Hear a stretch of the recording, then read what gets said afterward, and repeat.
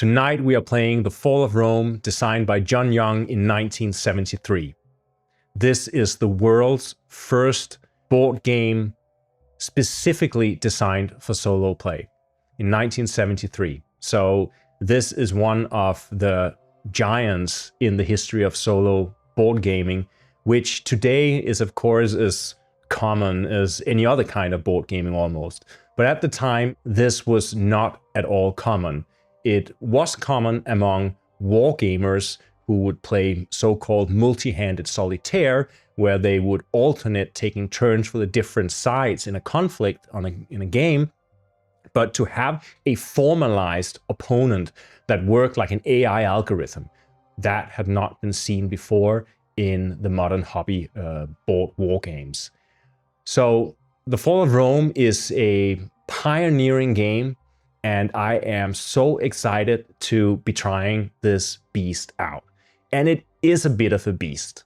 So this will be kind of different from what you normally see here on the Hopeless stream. We often do sort of very narrative storytelling games. This is a game which is very sort of abstract and high concept in its nature. So it's a different kind of immersion. It's more a kind of immersion into sort of the broad sweeps of history than into any sort of personal identification with people in this era. Now, The Fall of Rome came out in Strategy and Tactics 1973, and this is the cover as you have it here, sort of a really nice close-up cover of a battle between barbarians and Romans. And this very much is a game about barbarian invasions in ancient Rome. The game, when it came out, was heavily criticized for its rules, which were deemed to be obscure and unintelligible and full of holes and impossible to make head or tails of. And that, of course, was because there was no real precedent for this type of game.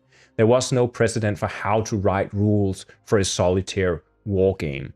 So already in the issue after, in Strategy and Tactics, the issue after the game was released, they also released some errata, which came out on a sheet like this. And you can see it is quite a lot of errata. It does clarify stuff, but I would say even when you integrate the errata into the rules, there are still things where you have to make your own calls as you play. There's like all situations are not taken care of, and there are also contradictory statements at times where you just have to choose how do you want to play it.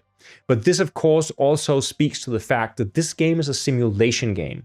So going into this game, if you expect a solo game like you would today, where you have sort of a certain level of resistance that you're up against, and you feel that you're under pressure, and you also feel that you have agency, and the pressure is not too much, and it's not too little, it's finely balanced. This is not the game that you're after at all, because this is a simulation game. It is not really super interested in winning and losing. There are some victory conditions, but those are more kind of targets where you can measure yourself against historical outcomes, more or less, saying that if you hold so much territory at the end of X number of game turns, you can consider it a victory. But it's really not that important. And when I played this game first, there are 6 scenarios in the game. And when I played the first scenario, I was surprised at how easy it was. Not in terms of figuring out the rules, that was kind of difficult, but in, surviving in the game, being successful in the game. The first scenario is set in the 1st century of the Common Era. And, well, I was just flush with cash, and there were very few barbarian tribes showing up, and whenever they did, I just paid them off. And the only problem was the Persians in the east. They were waging war, but since I didn't have anything else to focus on, over time, it was relatively easy for me to take control of most of the Persian Empire and sit very, very comfortably at the end of this X number of game turns that the game lasted. So the experience was an experience that I'm sure for a modern solo gamer would have been really, really unsatisfying. Like, where is the friction in this game? Why can't I just do what I want? But then when you look at it from a simulationist perspective, you will see that, it is depicting a period in Roman history where the problems with barbarian invasions and instability in the empire was at a low. This was a relatively peaceful period, so the game reflects that. So yeah, you can play the peaceful version. And it was kind of nice as an introductory game because it gave me time to sort of absorb the rules of the game without constantly being pressured by weird exceptions and everything. And then as you progress through the scenarios, the difficulty of the game, I would say, changes. And again, it's purely historical, so it's not like a curve where each scenario is more difficult than the one that comes before it. It kind of depends where you are. The second scenario that I played, well, there was more pressure. There were more barbarians showing up north. But again, I had plenty of cash and I could basically buy off the barbarians throughout the entire game and focus my war effort on the Persians again. At that point, when I came to the third scenario in the game, I was like, okay, I can play this game with one hand tied on my back and I can come out on top. And in that game, of course, within 2 turns, Rome had fallen, I had become bankrupt, and all my legions had been obliterated. So after playing for 20 minutes, I looked at the board and it was just an abject failure. Rome had fallen several centuries before it did in reality. And that's when I understood, like, this setup was so unfair if we talk in terms of game fairness. But again, the game doesn't really care. It sets up a historical situation. Now deal with it. Now try to experience and recreate that historical situation and try to learn from it. So this game has been on my table for the past week. I played most of the scenarios. I think I'm only missing the last scenario, which is the 6th scenario, which takes place in the 6th century after the Western Roman Empire has fallen. So there you're actually only playing in the Eastern Roman Empire. In the course of this week where I've been playing this game, I've really come to appreciate what it does and to approach it in this simulationist fashion that doesn't really concern itself so much with the exact outcome. I just play along and I see what happens, and when the situation becomes too dire or too nonsensical, I just stop and set up another scenario. So that's how I've been playing it, and that's how I'll play it tonight. I should say before we begin that the game actually had a re-release in the 1990s, and it was Decision Games who put it out. And since I have it, I'm just going to show you what it looked like. This was one of these attempts. It was Joe Miranda, who is also one of the big names in the wargaming community, who redesigned the rules, or at least sort of polished them up and added some new nuance, trying to make the game sort of a stronger game experience and also try to add some nuance to the simulation. And then in the process, it also meant making some changes to the map and to the counters and so on. So everything was published in a new package. And here we have the rules from the 2nd edition from July, August 1996. And here we have the map, which becomes huge all of a sudden. And I mean, I'll let you be the judge of your aesthetics, but to me, this just doesn't hold a candle to this original map that you see before you, which I find beautiful, beautiful graphic, toned down design. And then we have this sort of garish beast, which is more functional, of course. It's more clear what the territories are, and all these numbers are made out to be more clear, but it just also looks like something that I would be less inclined to spend an evening with. I would much rather sit with this map and enjoy it. And then we have the counters. The counters are pretty simple in the original game, but in the modern game, we have these more in the 2nd edition of the game, we have this more sort of figurative pieces where you can actually see little emblems. I can just try to show. You can see horses and soldiers, little chariots and things like that in the game. And that is opposed to what we see here. When we, for example, here have a couple of pieces that you can see. Yeah, there you have them, a legion on your left and a militia on your right. This 2nd edition of the game I think that rules-wise, it is better. It just does clean up some stuff, and it probably does flow a little more easily than the original game, which can, I mean, I must say, be really difficult at times.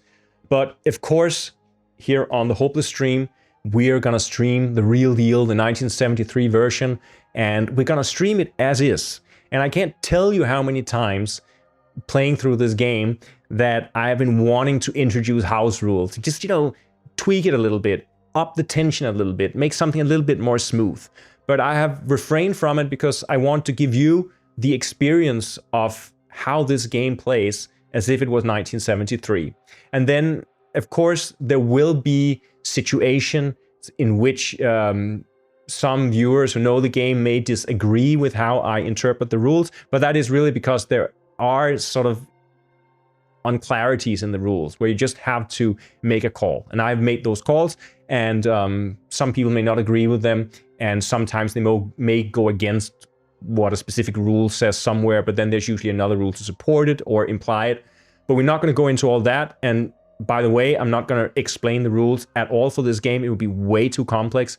I'm just going to start playing. I'm going to tell you what happens, and you'll see the movements of the troops around the map and the expansion and shrinking of the different empires on the map. And yeah, I hope you'll enjoy it, and I hope that you will get a good taste of what solo gaming looked like in 1973 when it was just invented. Let's turn to the fall of Rome. We are in 1420 AD, and as you can see here on the map, all these red markers are territories controlled by Rome. The green markers in the east are territories controlled by Persia.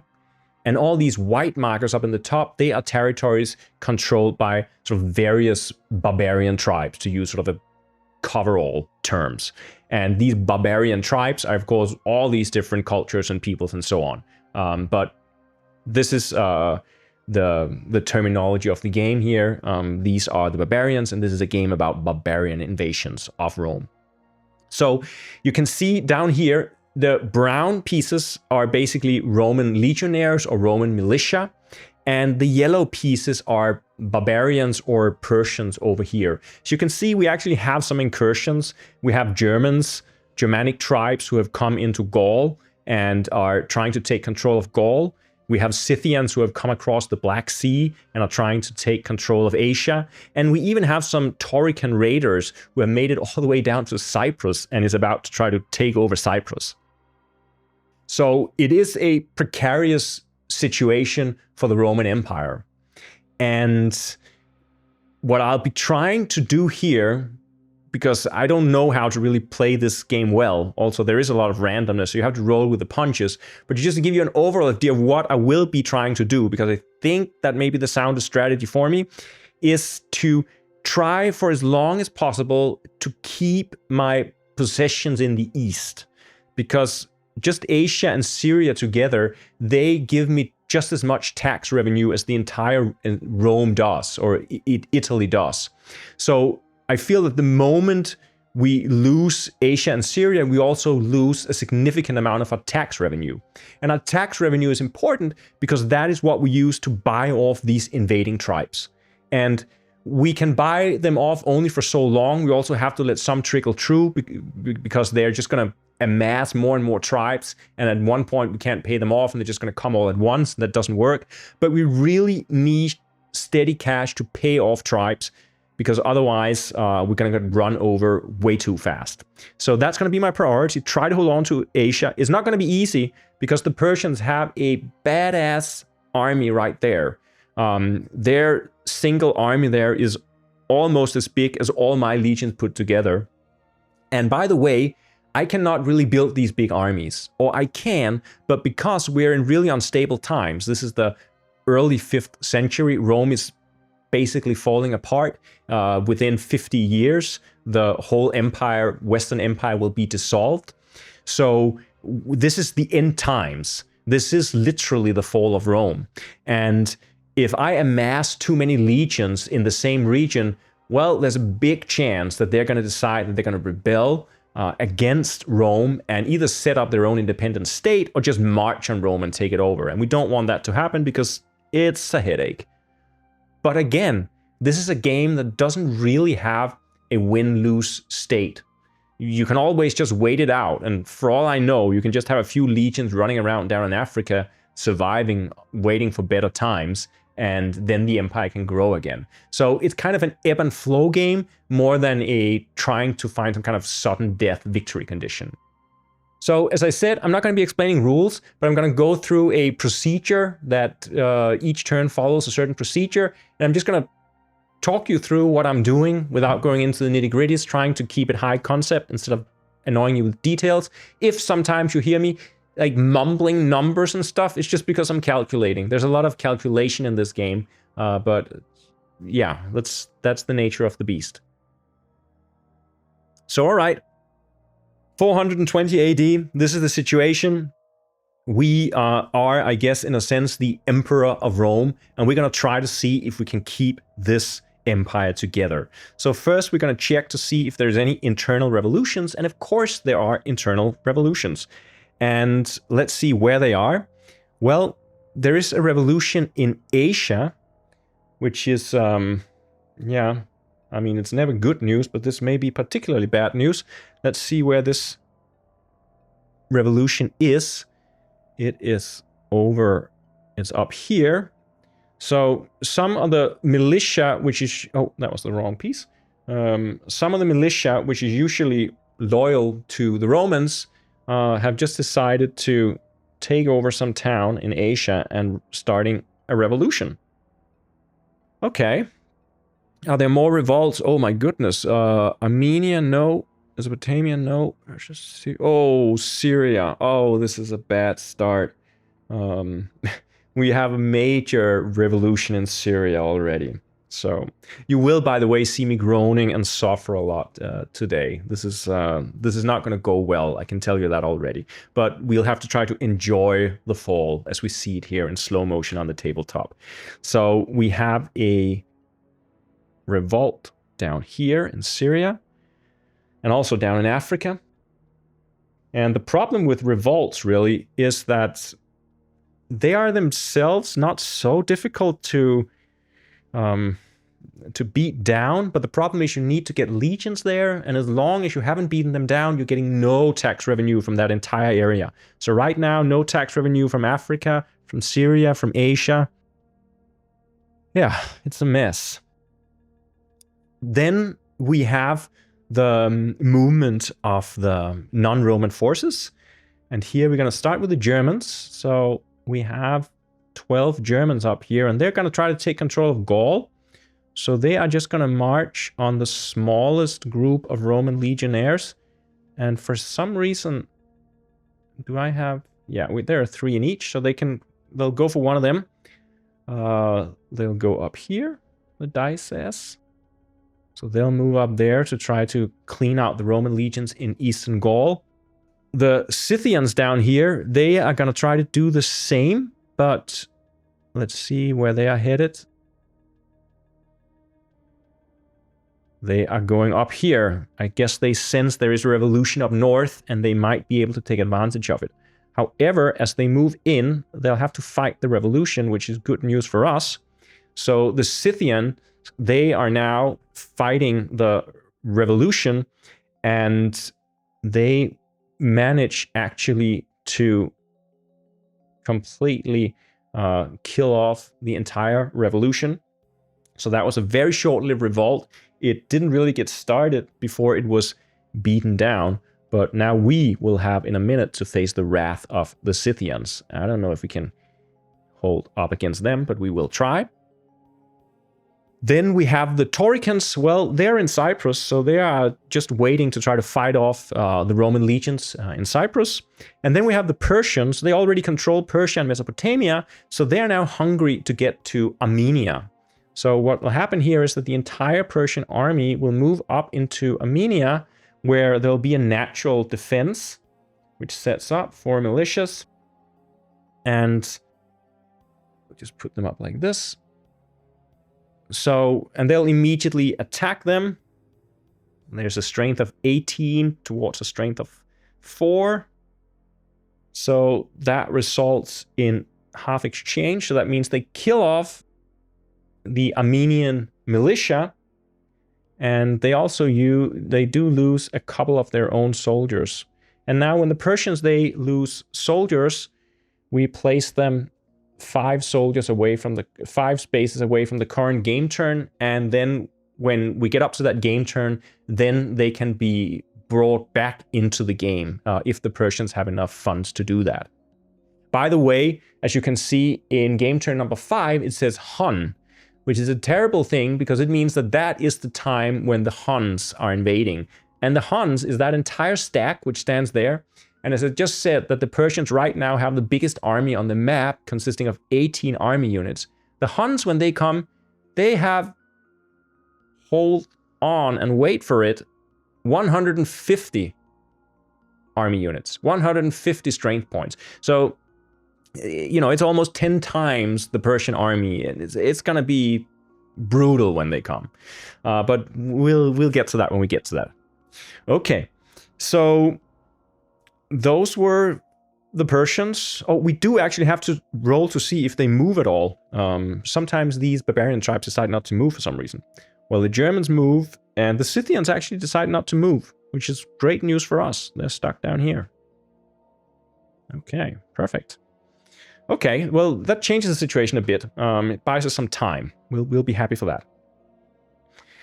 Then we have the fighting. So we have here 12 Germans facing off against just 3 Roman legions. So that's a 4-on-1, which means it's a half defense. But since we are Roman legions, we are too tough. So we stand our ground and actually nothing happens here. So yeah, that's pretty good news. Then we have the Tauricans, who are fighting down on Cyprus, 2 against 2. And that is, they do manage to kill off, unfortunately, our Roman legions. And I place them 2 game turns after the current game turn, so that's when we can buy them back in if we have funds for it. And the Taurans themselves, they do lose 1 of their raiding party. But unfortunately, they are now have enough presence in Cyprus to take control. So we are probably going to lose control unless we do something about it, which we actually might just do. That was all the fighting. Then comes the horrible barbarian creation phase, which is especially horrible in this scenario because we can have up to 4 different barbarian tribes materializing on the map each turn. Nothing on the first roll. The second roll means we get 20 German tribes showing up. 20 is a high number, as you can imagine. Again, it's more than the 18 that the Persians have. And they show up here in central Germany.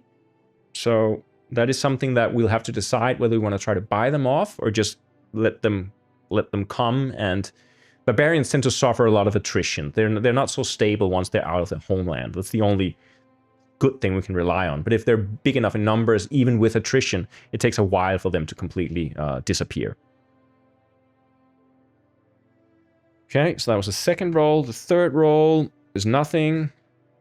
And then we also get 3 Picts. So the Picts are restless. Restless up in Scotland and Ireland. Let's see where exactly. They are right here. In Ireland. So I don't think we need to worry too much about them because they are they raiders or not? No, they're not raiders. So yeah. I mean, but they have to go through Britannia, and Britannia has its own defenses, so I don't think we have to worry too much about the Picts. Now we get to move and do something. So what I want to try to do here is I want to try to beat down some of these revolts, because the revolts are hampering our ability to get revenue. We really, really don't want that. How many Scythians are there? There are 7. We don't want to really encounter the Scythians because they do not have control of the region, which means that they will suffer attrition. Yeah. We could go down and try to reclaim Cyprus.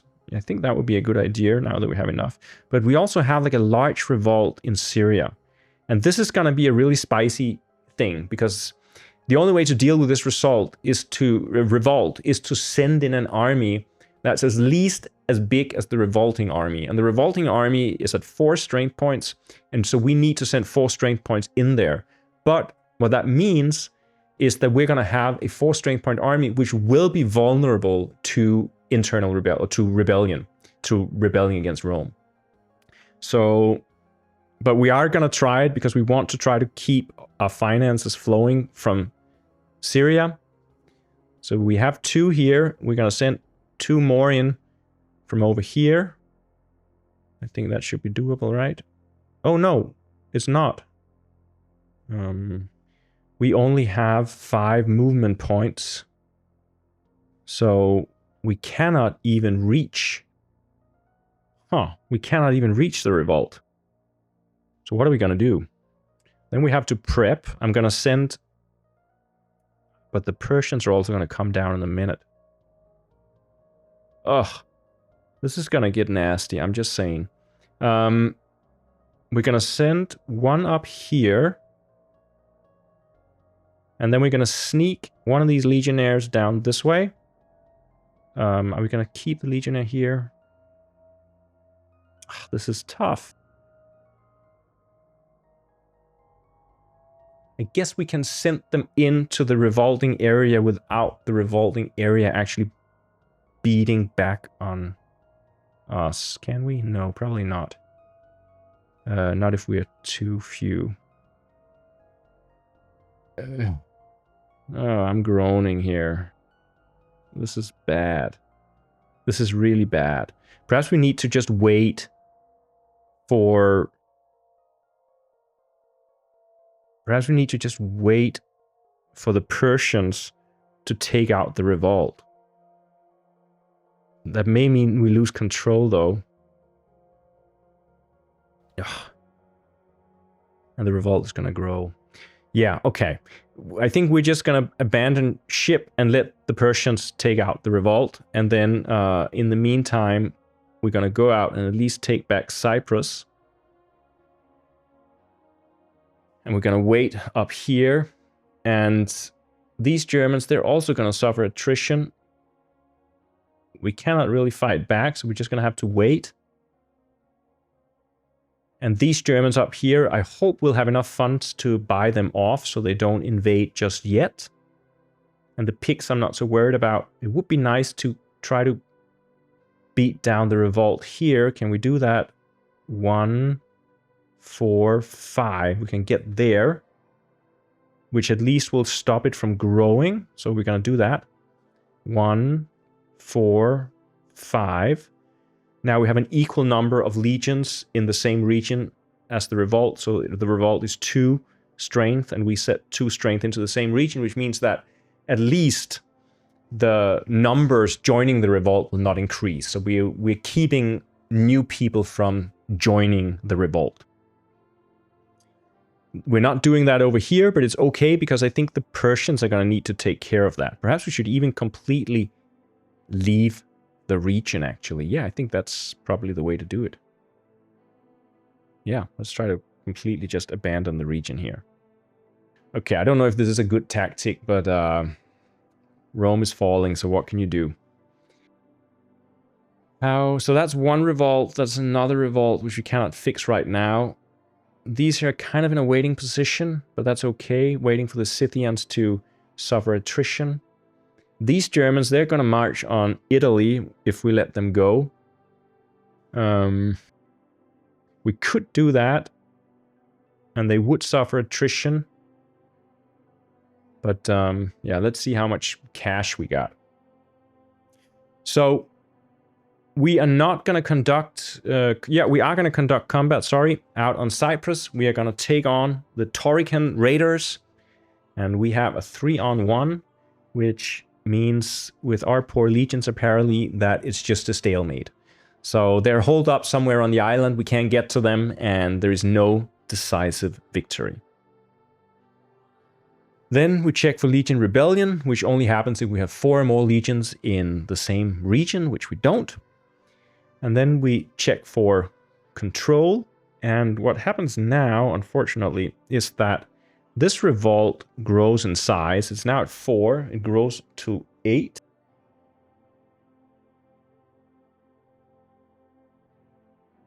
This. Yeah. This is, of course, also a hex encounter game with some fiddliness involved. Small pieces, big fingers. Yeah. But I'm going to try to keep it clean. So that revolt doubles. That doesn't double because of our presence. The revolt out here doesn't double because of our presence. Oh, sorry, the Toricans. Oh, that revolt was taken care of. Okay, so that's actually perfect. But the Persians, they certainly take control of Armenia. Put a disc there. And nowhere else does the control situation change. Then we check for attrition. And here in Asia, because we control Asia, the barbarians, they will suffer attrition, which is 50% rounded up. They have 7 troops, so they lose 4. And they are now down to 3 barbarians in Asia. 3 Scythians in Asia. And over here, the Germans suffer attrition as well, so they go from 12 to 6. So you can see quite quickly the barbarians, they become decimated if they don't control areas. So you really try to want to keep the barbarians controlling anything. Because as long as they don't control, they're liable to just have, you know, infighting or get sick or just go home or just lose cohesion in different ways, basically. That was all that. Then comes now the tax and troop maintenance. So this is the calculation part of the game. We have a base income of 91, but then we have 8 less because of the revolt in Syria, so that will be 83, and the revolt here, so that will be 79. We lose half of the income because of their presence. That's 73. We lose half here as well. That's 67. So right now we are down. We get 67 coin in taxes, and right now our revenue is minus 20. So we're getting up to 47. Then we have to pay upkeep for all our soldiers. Right now we have, let's see, 19 soldiers, so that's 38 in upkeep. So that leaves us with just 9. 9 Roman coins. What can we do with 9 Roman coins? We can buy off some barbarians. We can buy these guys off so they don't attack us, and then instead they just kind of dwindle away in attrition. That would be 6 gold. Over here there are 3. So we can do the same here. That would be 9. I'm not as afraid of these, but we cannot buy these off. Okay, so we are definitely gonna buy the Germanic tribes in Gaul off, and we're gonna spend 6 doing that. And then for our last 3, let's just buy these off so we don't have to worry about them. So now we're down to 0 gold. Then I also have to be the accountant for the Persian Empire. It's relatively easy though, so it's not too bad. They right now have a base income of 27, but they have 18 soldiers, so it costs them 36 to upkeep, and they're at 39, so they'll be down to 3. So the Persians are really in a situation, they're trying to conquer, first they conquer Armenia, now they'll try to conquer Syria, then they'll try to conquer Asia, and they really need to conquer these territories to have enough funding to upkeep such a big army. So that's why they're so eager to conquer, and that makes them really difficult to deal with.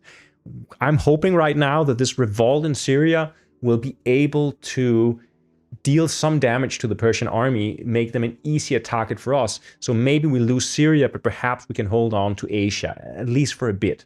So that'll be my hope anyway.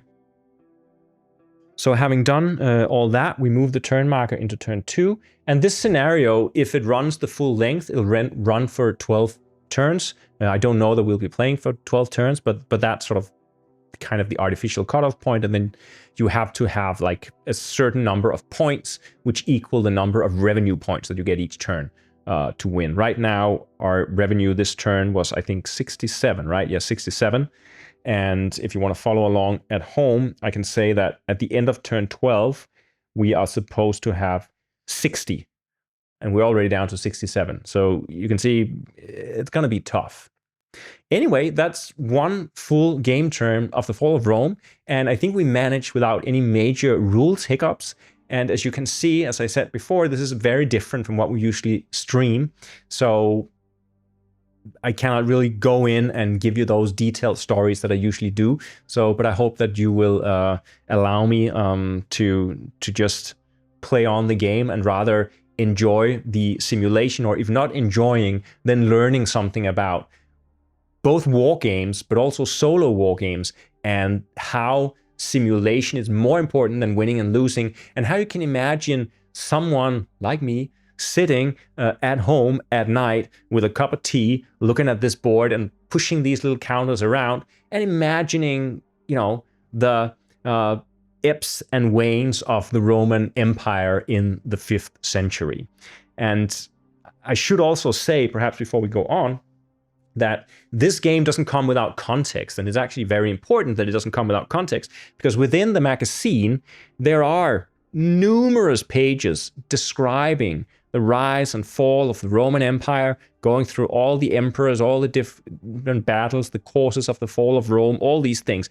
This is like a massive history lesson that you'll have to read, or that you're meant to read. So basically what you're doing when you're getting this game is that you're getting a kind of historical overview of the game, so you can learn about the history. And then when you play the game after having read all this stuff in the magazine, then you can play it in sort of a really informed manner. So you will know, why is the simulation, why does it work in this way instead of that way?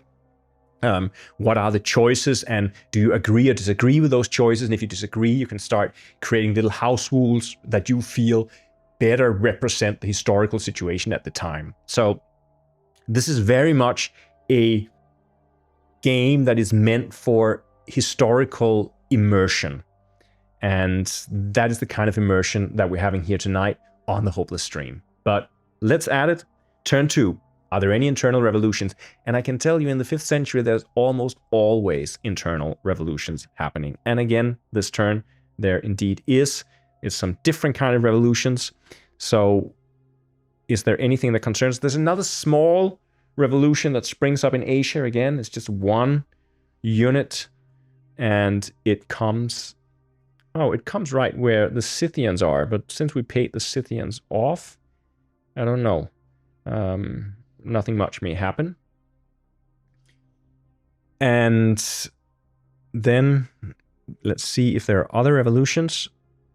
Persia, one in Africa, but we already have one in Africa, so nothing more happens there. So that was all, just a small revolution in Asia. Perhaps it was some splinter group from the former revolution survived. They moved further down south, and now they're trying again to foment some kind of resistance towards the Roman Empire that they're increasingly tired of. Let's see how everything moves. Now, the Germans and the Scythians have been bought off, so they're not going to move. But what concerns me now are these Germans, because they are going to march on Rome. And they march 3, 4. As they step in here, the Roman militia rises. And we have a militia of 4 in this area. So we're going to set it up. But the thing is that we can decide where this militia turns up. And what we're going to do is we are going to have the militia turning up here in this western region, because the moment that the militia has been fought off by the Germans, they would take control of the area, meaning they would not suffer attrition. So basically what we can do is that we can sort of hunger up in a corner and make sure that the Germans don't get sort of a grasp of the core of the Illyrian region, preventing them from using its infrastructure to avoid attrition in their army. So we're going to set up here, and they move 3, 4, and then they move 5. So they are now right outside the gates of Rome. But we know that they will suffer attrition, which means there'll be fewer Germans. So hopefully we'll be able to buy them off at the end of this turn if our funding kind of changes, because it didn't go so well last turn. It wasn't horrible, but it didn't go too well. Then we have the Picts. And the Picts, they will be marching where? Well, this is also a calculating thing. So let's see.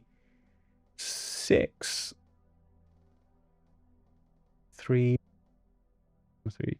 Yeah, so they will be trying to get to Gaul. But first they will be sailing over to the British Isles, or the UK, Britannia. And in Britannia, a militia also appears. And now all this is just basically AI interacting with AI, and I'm just moving around for them as instructed. And of course, this was, if you were playing this in a computer implementation, this is everything that the computer would do. So I am basically computer now, which of course makes some demands on my ability to calculate and remember rules and stuff. But it's also one of the things that makes the simulation game fascinating, that you're really operating under the hood of the car. You are learning how all the wheels they are turning. There is no black box like there are in many computer games where you actually don't know why something happens. Here you know why everything happens, and that's one of the fascinating things about simulation games. Okay, so what happened here was that the British militia set up, but unfortunately for us, it actually set up in the central region of the country, which means that the Picts are going to be able to bypass it. So they'll go here. They cannot continue to Gaul this turn, but we know that next turn they will sail across the English Channel and land there on the northwestern coast of Gaul. Something to keep in mind. Then finally we have the Persians, and they now have set their sights on Syria. And since they know there's a revolt, that's where they'll be headed. So they'll go down here. The moment they enter, we have our Roman militia springing up. It is a militia of 10. And as before, we're going to put it in a different location that we would have done otherwise. So we're going to put it, I think, up here. Meaning that the Persians will have to try to fight off this revolt now before they try to fight off the militia. So it can maybe, hopefully they'll inflict some damage on each other here. We have a revolt of, it's grown to 8, and the Persians are at 18, so that's a 2-on-1. And nothing happens. This was really bad news for us. But unfortunately, nothing happened. And I just need to control my fingers. There we go. These early war games are also dexterity games, in a way. Okay. What about the Tauricans are still down here, but they're not moving. They're just trying to fight it out. And that's actually what's going to happen right now.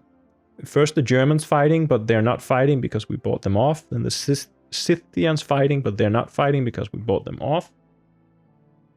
Then the Tauricans, they cannot fight us because they're too weak. And the revolting militia cannot fight the Persians because they are also too weak. And yeah, also I'm not even sure that they would fight the Persians, actually. I think they would only fight the Persians in the movement phase. So unfortunately that didn't happen. But now we come to the dreaded barbarian creation phase. And here we have nothing on the first roll. We get a single picked raider, on the second roll. So we'll have another Pict appearing up here. Raiders are a little different from the usual units in that they're going after sort of low-hanging fruits. They're not looking to go for the big treasure. They just want some quick loot and bring it back home. So that was the third roll. And then on the fourth roll, we get nothing. Okay, so right now, we are very lucky with our barbarian creation rolls because there's really almost no barbarians turning up. We are still, of course, still eyeing the Huns up there. But this may mean that we will have a chance to better our finances a little bit so we can hold off the larger groups of barbarians when they turn up. Okay. Now, what do? Well, we're going to continue trying to fight off the Tauricans here in Cyprus. Down in Africa, we are going to send a little punishing exhibition down to try to beat that revolt down. Over here, we're going to let the Persians fight it out with the militia. We, of course, know the Persians are going to go in and attack our militia, but we cannot really do anything about it, so we'll just have to wait. Up here, we know that the Scythians are going to suffer attrition, which is nice. We could go in and attack the revolution. I think we should do that.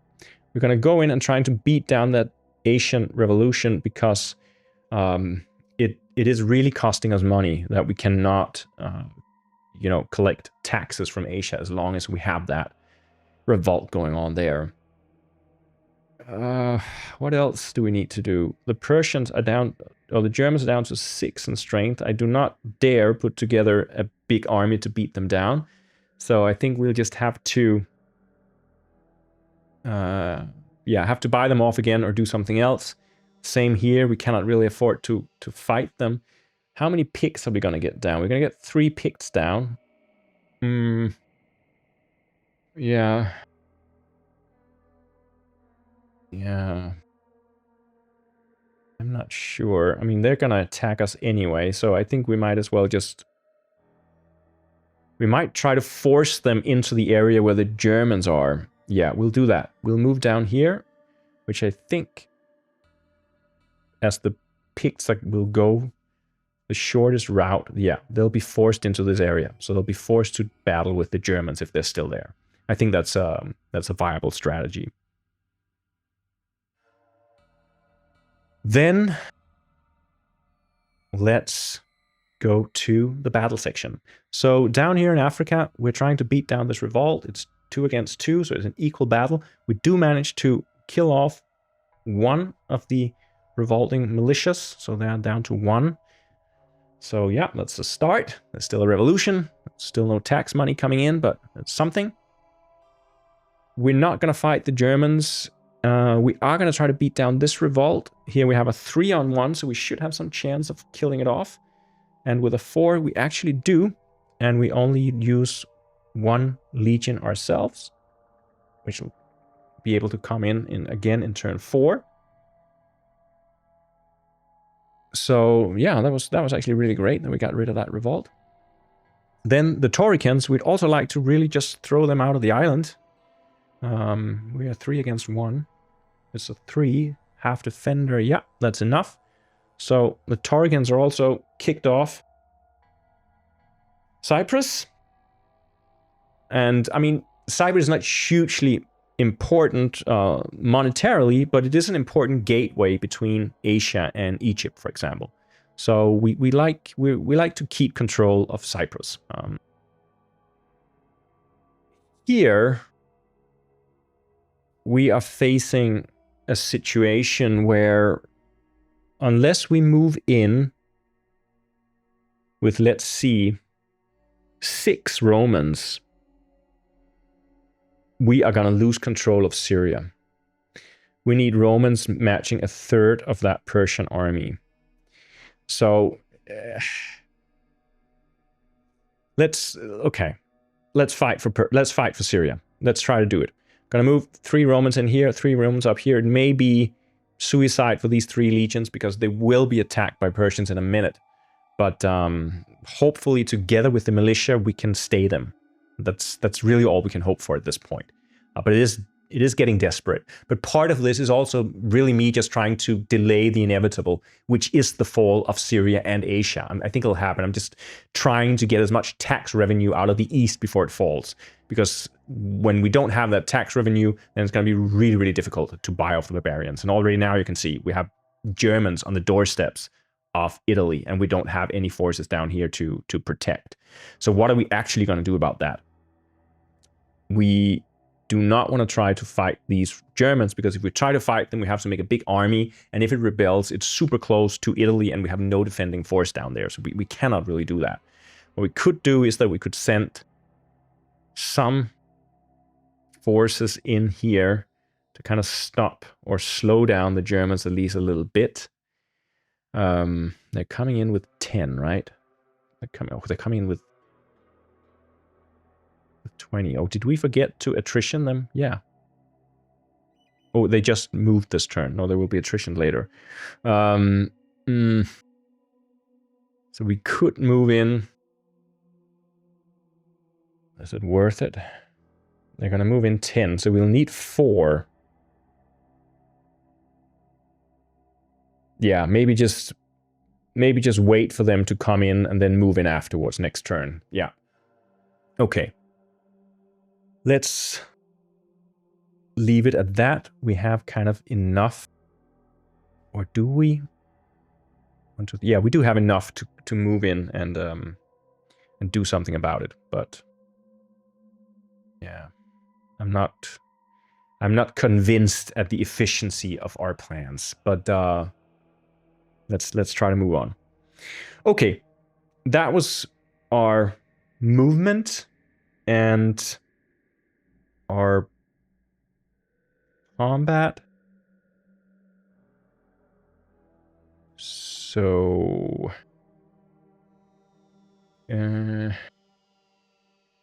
let's see. Legion Rebellion, there's none of that because we didn't put together the big force in Syria as we thought about doing. Then comes the control situation. We do keep control of Rome because we moved in these legions, but it may, just be for a short while. The Germans up here do not get control because we still have militia.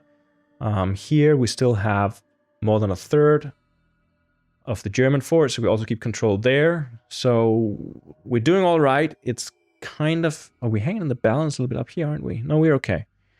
Yeah, but it's kind of close. We're in control, but not a lot in control.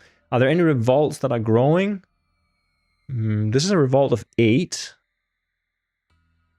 And we only have 6 legions here, so that one grows up to 10. Jesus. Well, it does mean that it will slow down the Persians, because now this revolt is at max strength, which is at 10. So hopefully that will slow down the Persians a little bit. Then, is there any attrition? Yes. There is attrition right here. The Scythians are now down to just 1 piece. So you can see, over time, these barbarians do attrite and disappear, but it takes several turns, and in those turns, you are just losing out on tax revenue, and you'll see your empire dwindling. It's actually not a problem as such to have the barbarians even take Rome. The problem is that when they prevent you from taxing the areas, then you can no longer pay your troops, and when you can no longer pay your troops, at some point you just don't have a board presence anymore, and then the game is just an AI playing itself while you're looking on at the side, waiting for something to happen where you might get a foot in the door again. But that's unlikely to happen if you have literally no legions on the map. So there's also going to be attrition here. So instead of 20, there's now just 10 Germans. And up here, instead of 6, there's going to be just 3. And actually the Picts, yeah, okay, I hadn't even calculated with that, but the Picts are also on foreign territory, so they're also going to suffer attrition. So, I mean, I guess this is also a historical thing, I don't know. It seems these Picts, they're just warring up there in Britain, and I think they'll need to amass a larger army if they are to defeat the Britannian militia and move down to Gaul. Because they will be suffering attrition there every time they move through. So that's going to be really tough on them. But one seems to be slipping through, but that's probably not going to be a major disturbance for us. Then let's do the tax and troop maintenance. How is it? We have 91 minus 4 minus 12 is 18 minus 21 minus 27. Yeah, so what is that? That is 71. That is 73. Oh, sorry, 63. 60, did I say 27? 64. So we get 64. That's okay. And we have right now 18 troops, so we need to be 36 to just pay for our troops. So that will leave us with 28. And we'll not have to buy anything back. So we have now 28 to buy off, for example, these barbarians. So we're going to keep them out of Rome. We're going to buy them off. So they're just going to enjoy the coastline here in Illyria, sit down with our spoils. We have money enough to do that. So let's tend to buy them off. These jokers are down to 3. I mean, we might as well buy them off as well. 13, and then perhaps buy them off, and then we set up an ambush and try to take them out. The Scythians, no, they're fine. They can't really do anything to us. So I think we're just going to do that. That costs us 13, so we're down to 15. So as you can see, we are still able to buy off the most significant barbarian incursions in Rome, and we have lured them out of their home territory. Then we buy them off on foreign soil, which is where they're tried. So that is a strategy you can use to protect Rome and keep down this barbarian menace. But we're really, really skirting the bare minimum because we just have enough cash to do this. But if we lose Asia and as well, and maybe Egypt, then we're going to be in much more dire straits. Then we have the Persians. They get their revenue of 27, so they're at 30. And now they still have 18 troops. No, they lost 2, didn't they? Yeah, they lost 2. That's 16, 32. Okay, so they can only pay for 15 of their troops. So they're actually going to lose 1, which is really bad for them. And good for us, because that'll only come in again in turn 7. And then we move the turn marker. So it means at the end of this turn, we're going to get 2 more Roman legions in the game. So those were the first 2 turns of the Fall of Rome. I hope that you are able to follow along at home somewhat, even though I'm not explaining really any kind of rules in any detail, but just giving you an idea of the flow of the game and of the movements in the game, and hopefully whetting someone's appetite of trying to dive into these kind of art simulation games and wrestle with not just a game, but with history itself.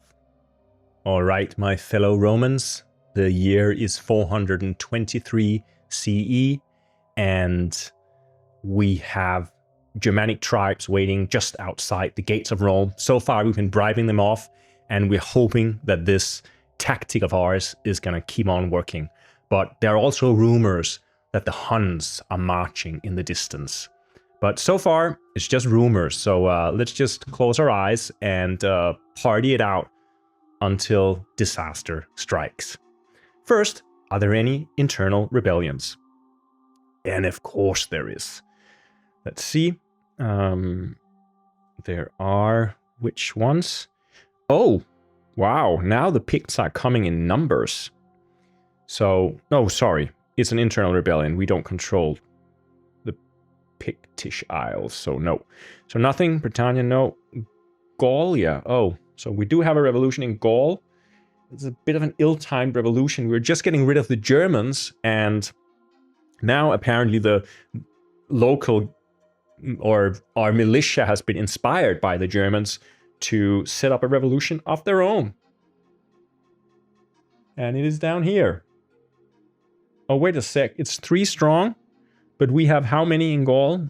We have... No. We have 6 in Gaul. There won't be a revolution. Sorry, guys. There was rumors of a revolution, but we had such a strong legionary presence in the region that those rumors remained rumors. We very quickly cut the head off the snake and nipped the revolution in the butt. So, anything else? No. How peaceful. Nothing. I should also say, of course, that the less territory you control, the less risk of revolutions. But we do still control a sizable piece of territory.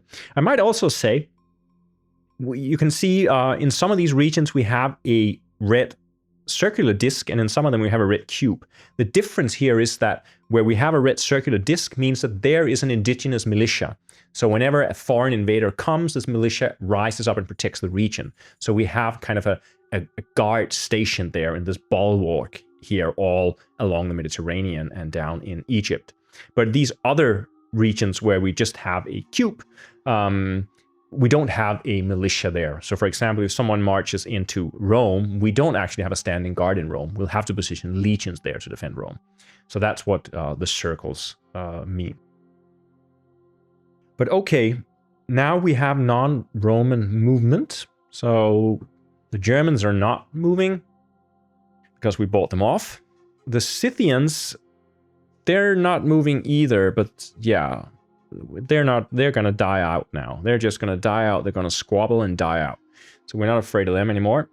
Then we have the Picts up here, and there is just one Pict, and they're going to go down here, 3, and then they're going to continue in here, trying to attack the Germans, but the Germans are going to defend themselves on a 3-1. Hopefully they'll kill off the Picts for us. They'll do a half exchange. Well, this is great, because it means that they kill off the Picts, and it also means that the Picts do manage to kill off 1 German unit. So now they're down to 2, which make them more manageable for us. That was, no, we have the Persians, and the Persians, they are going to go after the Roman militia. So they're going to move in here, and there's going to be a massive battle. But first, let's check if everything else is as it should be. Oh, we need to. That was all the movement. Oh, the raiders, the Pictish raiders, they're going to go down here. And they are, I guess, yeah.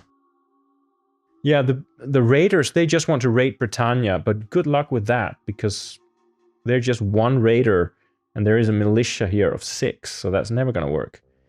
But anyway, that's just the AI showing that there are these constant incursions of Pictish raiders in Britannia, which are being fought off by the locals. By the way, we no longer have a presence up there. We could go up and try to get a presence, but I think taking territory in this specific scenario is really, really difficult, because every time we build a large army, we risk the army turning on Rome. So, that was the movement. Then we have some combat, and the Scythians cannot fight because they have to be at least an equal number of troops to attack, so they cannot attack us, but we can attack them in a minute. The Persians, they are down to 15, and we are 13 in the area. So they're attacking us on a 1-to-1 table. This is a decisive battle, guys. The big defense of Syria. Will we keep the Persians off our ramparts? No. They slaughter half of our men without losing a single unit themselves. This is horrible, horrible news. So we have 13, so we're going to lose 8. And that means that all our 3 legions are going to be lost. Here. And half of our militia is also going to be lost. And the Persian's not going to lose a single unit. So, absolutely horrible, horrible outcome. The huge Roman defeat in Syria. Damn it. Well, what can you do? It's ancient Rome. All I can do is watch. That's the pleasure of the solitaire player here. Okay. Then let's do some barbarian creation. We will have a Pictish raider. They just keep on coming up there. Just keep on coming. Here's another raider, but I mean, they're too few. They can't really do anything.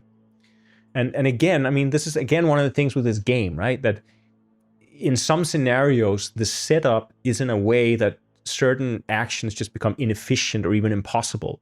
So you'll just see the AI keeps trying to set up an invasion, but it constantly fails because the way that the scenario is rigged. And I think that is more or less what is happening up there with the Pictish raiders and Brittany. I guess there is perhaps, if the stars stands completely right, then the Picts can overtake Britain, but I think chances are very, very slim. Okay. That was the first one. Then the second one is nothing. The third one is nothing. We are so lucky with these rolls. And the fourth one is nothing. We are extremely lucky. Like, there are no barbarians on the horizon. We are rolling 4 times on this table every turn, and we've had so few barbarians turning up. So that gives me a little more hope with regards to the Persian situation, which is looking really bad. Okay, Roman movement. We cannot possibly challenge the Persians. We can go in and try. No, we cannot possibly challenge the revolt either. And we need to have at least, how many? We need to have at least 6 legions in Syria to retain control. That is not going to happen, I'm afraid. We could, of course, annoy the Persians by trying to invade Armenia or something. Force them back up there, but I think it would also just be... There is still a militia up there, so it would also be really, really difficult. What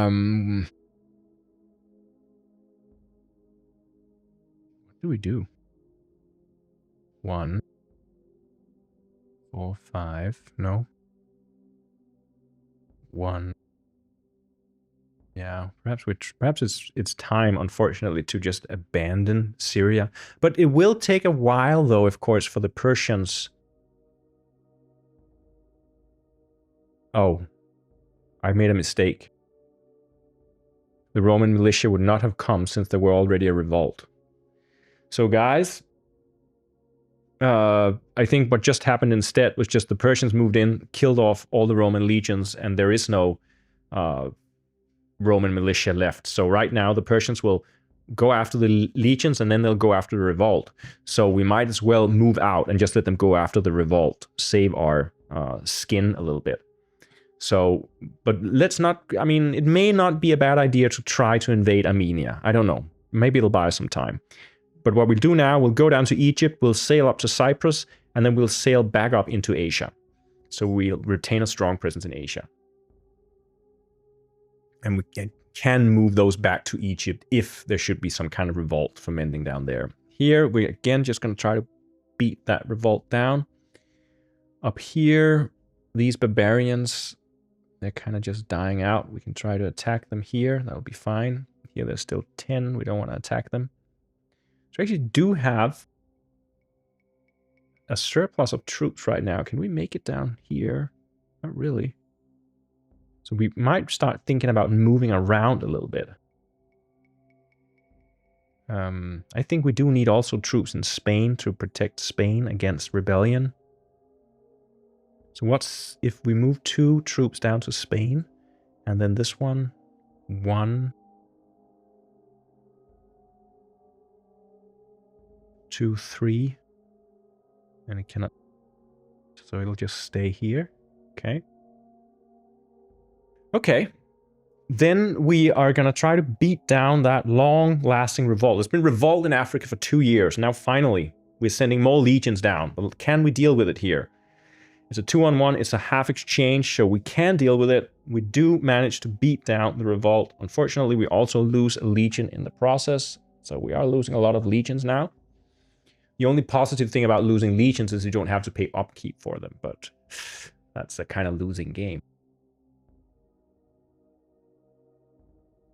Then up here we have 3 legions and just 2 German barbarians. Let's try to beat them on the one-on-one table. We get a 2, which is a half exchange. So we kill off 2 Germans. And then we also lose a single unit ourselves. So we take that off here, put it there. You can see what a stack of dead legionaries we have right now. But at least Gaul is free. Gaul is free of barbarians again. I mean, this is the best news we've had since the game began. So let's celebrate that. Here, I mean, we don't actually even need to attack the Scythians because they're going to die of attrition anyway. So we're just going to ignore them. And yeah, that is basically... Oh, we had, by the way, this guy who moved in there will be attacked by the Brits on the 6-to-1 table. Yeah, he is toast. So those Pictish raiders, they were completely destroyed by the British militia. We remove the militia until someone moves into Britain again. The thing with the militia is that it always appears at full strength, and then when it's beaten down, as long as people remain in the region, it remains beaten down. But as soon as the hostile legions or hostile armies leave the region and move back into it again, the militia turns up again at full strength. So there is that. They pop up all the time. That's why they're great, but also why it's a problem when you have these foreign legions in your lands and the militia has been killed off, because then there is no militia to pop up when more invaders arrive. That can happen. That will happen. Then the Scythians, are we there yet? Legion Rebellion. We didn't stupidly put together a big army. No, that's great. So, control determination. The barbarians are suffering some attrition here. The Scythians are out. And the Germans here are also going to attrite from 10 down to 5. So we're basically completely stifling this German invasion just with money. So this is the power of money here. We can stop an entire Germanic tribe from invading us and just have them die squabbling amongst themselves. Over here, Persia doesn't take control until it's beaten down the revolting militia, but we lose control. So right now, this Syria is disputed, but we have managed to retain control of Asia and we've regained control of Africa. So all in all, I would say, this is a pretty good turn. I mean, we've also been lucky with few barbarian raiders, but it's a pretty good turn. Okay, so we come to maintenance. Since we've lost Syria, we now have base maintenance of 83 instead. And we're only getting 3 from Illyria, so we're only getting 80. But we are getting 80. It's pretty good. That leaves us at 95. And we have 1, 2, 3, 4, 5, 6, 7, 8, 9, 10, 11, 12, 13. So we have 26 in upkeep, and then we're getting 2 in. So that's 32 we need to spend on those. So that's 63. And this 2, we need to remove this. We can place where we, in Italy or in Thracia or in Asia. I think, I don't know. Yeah, I think we are going to try to play games with the Persians. So I think I'm going to put them here, and I'm thinking we are going to try to invade Armenia just to force the Persians to take, because the Persians always want these regions in a specific sequence. So if they take Syria, they'll march in Asia. But if we manage to take Armenia, they'll have to spend time to go back up north and take Armenia. So we can kind of chase them around a little bit like that. That's the best we can do. So you can say that's a way that we can sort of play with the algorithm by causing the Persians distress in the lands they already control. Then these 5 Germans, let's just pay them off. We really don't want to deal with them. Unfortunately, we cannot pay the Persians off. That's why I'm not paying the Persians off. They're not barbarians, so they don't just take coin.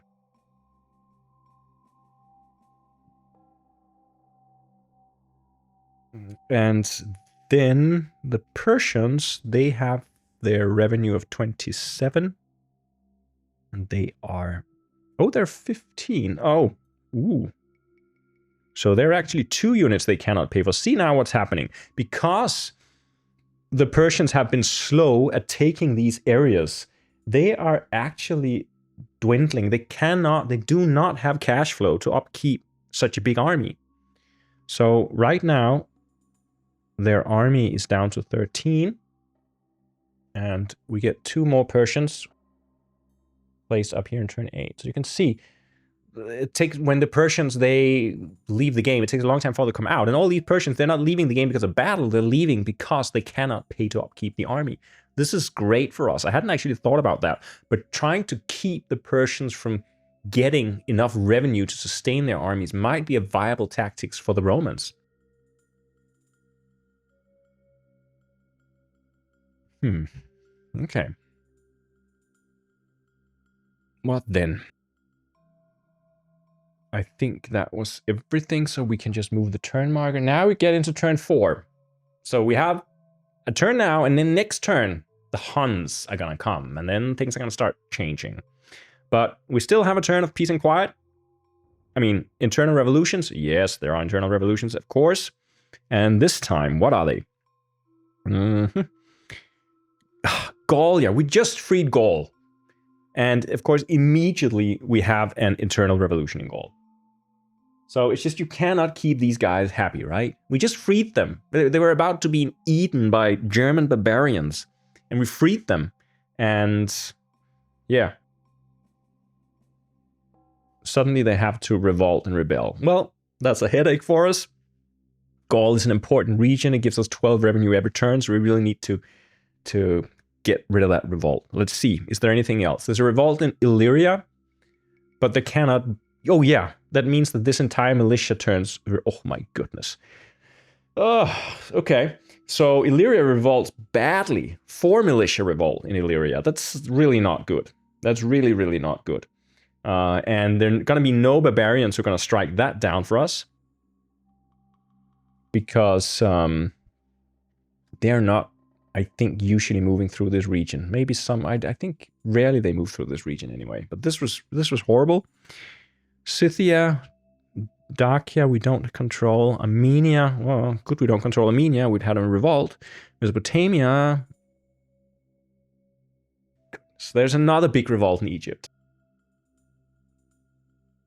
Or should I say an even bigger revolt? It's another 4 revolt. The problem with these revolt 4 strength point revolts is that we need to send 4 troops in there, and sending 4 troops in there is almost begging for a rebellion in the army. And also we have a small revolt breaking out in Sicily. Just a single unit. Single militia unit revolting. Luckily we do have troops down here in Africa, so I'm not so afraid. I think we can manage. And Sicily, it's a small island, but it still has a revenue of 4, so it's kind of important for our economy. So we really should try to retain it. Okay, so that was all the internal revolutions. Then we have the non-Roman movement. The only moving parts here are the Picts that are gonna go down here, the raiders. And where is the militia showing up? Oh, it's showing up in their region. So we get 6 British militia showing up there who immediately attack the raiders when they come across and just defeat them. So, as I said, this little game out here is like I'm just going through the motions, but it's resolving itself nicely. There was one pick that got through to Gaul before, but then he ran into a bunch of Germans, so we can deal with that. That's also why I'm not really at all focused on Britannia. I'm not even trying to want to take it or anything. Because, of course, if we had Britannia, we would have to deal with those picks. And I kind of like that Britannia right now is just a buffer for us, because it seems that a lot of raiders are coming out of Picton. Yeah. That's all good. Then we, of course, have the Persians, and they are going to move in here and try to beat down this revolt. And the Persians are now down to 13 units. The revolt is at 10. So it's a one-on-one odds, and it's a 6, so nothing happens. This is great for us. Just buy us time. Buy us time. Fine. Just be in a prolonged war in Syria with internal revolution. Like, I mean, when we had Syria, it was in control, right? And now you come, and there's revolts everywhere. We don't even want Syria. You can have Syria. So the only thing is, of course, that if we invade Armenia now, then the Persians will move to Armenia, and we will have to beat down that revolt in Syria ourselves. So maybe we wait with invading Armenia until the Persians have beaten down the revolt in Syria. I think that's the strategy here. Okay. There is no more combat, or there is up here. Yeah, this sudden revolt in Illyria. This militia that were actually just hosting our legionaries suddenly turn on our legionaries, and in the dark of the night, the daggers come out and they attack on a 2-to-1 table. Nothing happens, so they are fighting in the Alps. It's kind of sort of skirmish battles, and there's no significant losses on either side. Now comes the barbarian creation. What happens this time? First, we have 3 legions up in Pict. So 3 Pictish tribes. We've heard that one before. They come in here. Then we have nothing on the second roll. On the third roll, nothing. We are so lucky. Now we have 10 in Scythia, which is actually great news. And it is great news because in a minute, the Huns are going to enter Scythia. So we don't mind that the Scythia has an army presence there, because that's just going to be a buffer between the Huns and us, basically.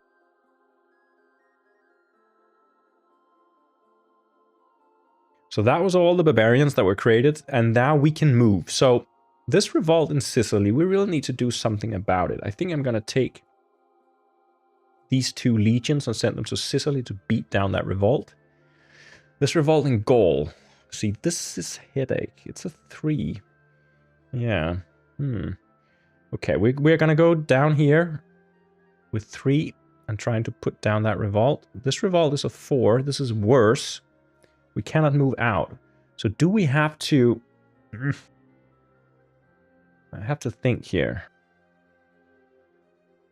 Okay. I think what we're going to do is that we... 3, 4... No. Oh, yeah. Okay. So, it was like this. So instead, we're going to send 4 legions in here. Now you know what I'm doing. This is madness. I am potentially stirring up a rebellion among the legions in the Alps. But we just need to beat down this revolt. We need it to go away. But we also need this revolt in Gaul to go away. So we're going to send up troops there. And then we're actually going to get troops here, because we can sail via Greece 3, Rome 2, 4, and then one last point in to here. So we can raise an army of 3, matching the revolt, and hopefully strike it down. Here we set 4 troops together. We're not going to keep that. We would like to try to deal with this revolt down here. Yeah, we are begging for trouble a little bit if we send down. But if we don't send down 4 here, this revolt is going to grow to 8 in size. So even though it's dangerous to send 4 troops down there, we kind of have to. Because otherwise we're going to lose Egypt. And Egypt is 10 revenue, so that's way too important to just throw out. So we are going to sail 1, 4, 2 troops down here, and 2 more. 1, 2, 5, maximum range down there. These troops, they're going to wait it out, hopefully invading Armenia at some point. And other than that, it looks not good, but manageable, I would say. Of course, until our legions start rebelling, then we'll have to make new plans. Okay, so we are going to fight off the rebellion in Gaul. Let's start with that.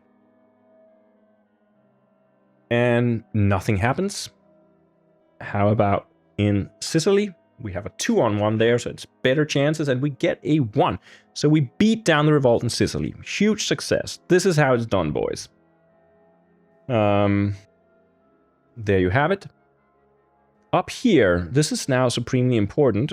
We are 4 legions against 4 legions, so we're going to try to beat down that revolt on the 1-on-1 table. We do manage it too. We get a half exchange result. This is a good result because it means that we kill off the entire revolution, but we also lose 2 units ourselves. And while this is not good in itself, it is good in the sense that now there are only 2 units left, meaning that they cannot revolt. So, save that situation. A little bit costly, but we got rid of that revolt. I'm happy that we managed. Then, down in Egypt, we have the same scenario. Again, we're 4 legions fighting off 4 revolutionaries. It's 2. And this is a half defender, so they kill off 2 of the revolting militia. So now there's only 2 left. But now the problem comes because we're done with battle. So now we have to check for Legion Rebellion. And they are 4 down here. And we have to roll on the Legion Rebellion table. And since we're playing the scenario where there are sort of the most rebellions within the army, this can be really dangerous. Ooh, and it was. All 4 legions decide to turn on Rome. So what we do now is I give them a black cube, which means that they have turned. By the way, all these colored cubes and everything you see here, these do not come with the game. The game only comes with the little cardboard chits, and I'm just using the other markers to keep track, because if you don't have markers to keep track, you have to write everything down on paper, and that's a true nightmare. So thank you, Eurogames, for providing little wooden cubes and discs that I can use for my 1973 Solitaire solo wargame. Now, these legions that rebel, now we have to check to see if they want to try to form an independent state or whether they'll be marching on Rome. Most likely they'll march on Rome. And yes, they will. So now we have something to deal with here. They have a strength of 4, so we need to kind of stop them. But I think that it may be possible. How far away are they from Rome? Well, they're pretty far from Rome. This is desert territory, so it's slow going, moving through that territory.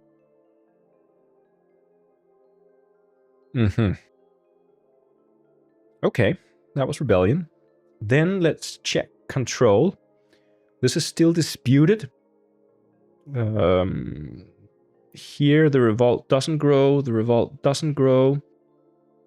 This here is... yeah, we keep control there. We keep control elsewhere. That's fine.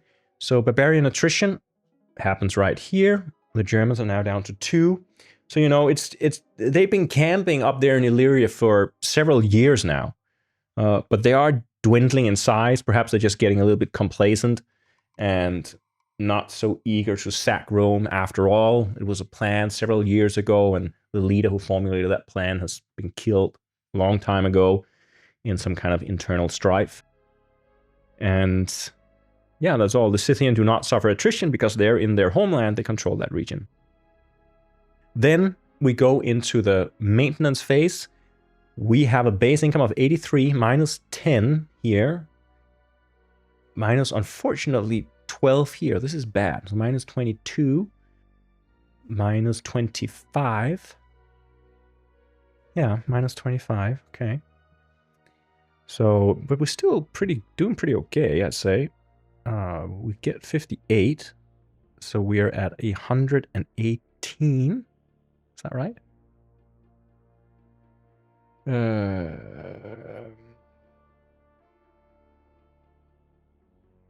What did I say? Sorry. 10, 18,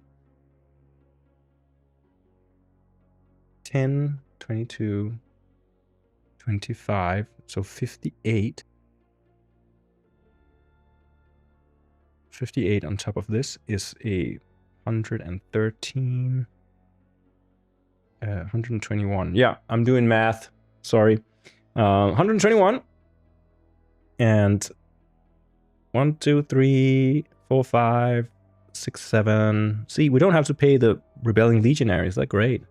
8, 9. So upkeep is pretty low. So that's just 18. So we're at 103. And then we're getting a new piece in here. That's another 3. So we're down to 100. And where do we want this guy? Well, we have these joggers to deal with. They're going to go this way, it looks like.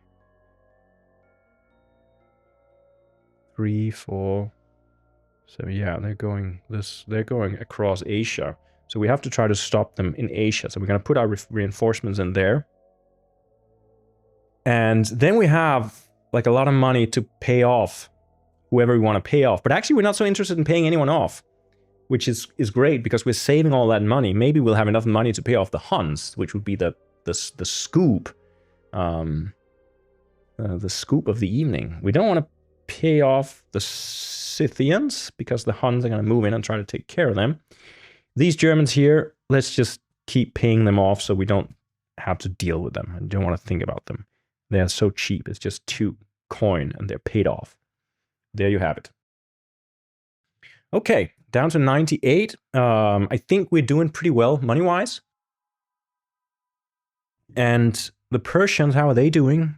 They get their standard 27, and their army is now down to 13. So 1 upkeep. So they have 2 in revenue. So they're really sort of on the cusp of not being able to pay. And then we are going to move the game turn marker. So this is the turn in which the Huns will wash into the Empire. Let's see how that goes. There's only 150.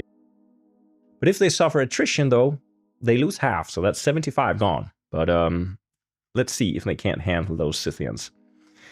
Okay, let's start with internal revolutions, which is something that we're used to. We, of course, have an internal revolution. And what happens here? We have a revolution in Asia, I'm afraid, and also in Africa. There's just 1 strength revolutions. But the annoying thing about these revolutions, even if they're just 1 unit revolting, we do not get any tax from an area where we have a revolution. So we really do need to kill them off. And now this revolution came in a really annoying place. That was the internal revolutions. Then we have non-Roman movement. First, we have our rebellious Romans. And they are actually just going to move towards Rome. And they don't really care about revolutions or anything. So they are going to move to Cyprus. That is 3. They're going to sail to here. That is 4. And I think the easiest way to Rome is 3, 4. Yeah. So in the next turn, they can reach Rome if we don't stop them. Which would probably mean the emperor being assassinated and a new emperor taking their place. So we kind of don't want that to happen, but we got a lot of headaches right now. At least they're in an area that's already revolting, so it means that we're not getting any money from Asia. It could be worse. If they were in their own area, we wouldn't get any revenue from an area with rebelling legions either. So they move. Now come the Huns. So just gonna take the Hun counter away. And the Huns are going to move in 150 strong right here. And there's 10 Scythians in here, and then they also have a militia of 20. So they're basically gonna look at trying to fight off 30 Scythians. And with 150 strong, that means they're on a 5-to-1 table. So this is really a decisive roll in terms of how this game is gonna go. They roll a 5. Oh, this is good for us. They kill off all the Scythians, and it's only a half exchange. Okay, they lose 15, so they're now only at 135. Let's lose 15. 10, 10, 5.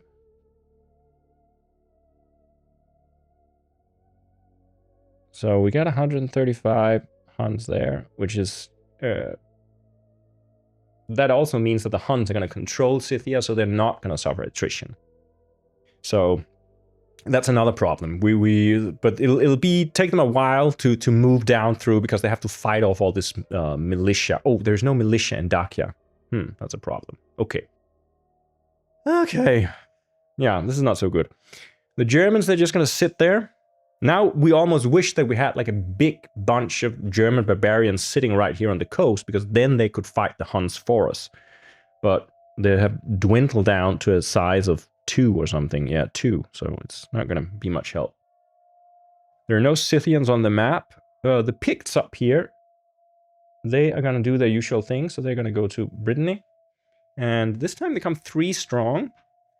And the militia over here, but the problem is again that they're going to suffer attrition before they can get to Gaul. So they're only going to have 1 picked that'll make it to Gaul. So yeah, it's not the best of chances for them to make any impact on us. Anyway, we've seen that before. Then we have the Persians. They are just going to stay where they are, and then they're going to fight. Now, oh yeah, we already did the Huns. Are there anyone else that needs fighting here? Yeah, we have these militias, but the militias are actually not part. So I guess, yeah, I'm actually not even sure if the militia attack the Romans, in the sense that they're not really on this table. But I guess they perhaps count as rebellious Roman legions. I don't know. Yeah, as I said, there are some holes in the rules, or at least something that's kind of difficult to interpret. Anyway, I'm going to have the revolting militia attack the Roman legions. It seems strange that they would just sit and wait to be killed. So, unfortunately, they do pretty well, and they kill off 2 of the Roman legions, which is bad news. Yeah, that was actually really bad news. So, we are rapidly losing control of Gaul. Over here, the revolutionaries, they do not attack rebellious Roman legions. Those they do not care about. That I know. And then we have, interestingly, the Persians again trying to, with their army of 13, trying to kill off those 10 revolutionaries in Syria. Again, a really important battle here. Let's hope they fail. They roll a 2. That doesn't sound like a failure. No, it's a half exchange. Okay, so they kill off the entire revolting militia, and then they lose. Let me just see here. What am I doing? Yeah, so they kill off the 10 militia, and then they lose half of that themselves, which means they lose 5. So they're starting to come down to a more manageable size. So we support that, but they will also gain control of Syria now unless we do something. I don't think we can do anything. Not with those rogue Roman legions moving around there. That's really bad. So first, though, we'll have barbarian creation. Let's see. We get 4 Dacian raiders. Okay, that's new. So in Dacia we get 4 raiders, and the beautiful thing about that is that they're going to stand in the way of the Scythians, probably. Yeah, they might. Or no, the Scythians are going to go that way. Or the Huns are going to go that way. So they will not. That was sad. Well, let's hope more will show up. That was only 1. Second roll is nothing. Third roll is nothing. Fourth roll is 15 Germans.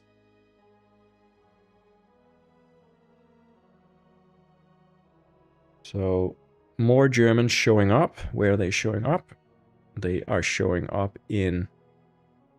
Oh, over here. They're looking at Gaul again. So, they probably heard about the adventures of the other German tribe that was there before. And there were some people who made it back and told about all the riches in Gaul. So now they put together a new war party, which is eyeing Gaul. So you can see more and more to pay off, and we cannot possibly pay off 135 Huns, I think. That's going to be difficult, but... That was the barbarian creation. Then we need to kind of make a plan here. I mean, we need to oppose these legions. The problem is... Are there 3 or 4 of them? Oh, there are 4 of them, of course.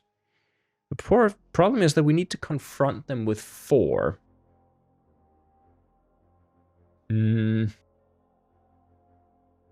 But that risks the rebelling, that risk that the force that are trying to beat down the rebelling legions, they will actually be beaten down themselves. So we could also just try to slow them down.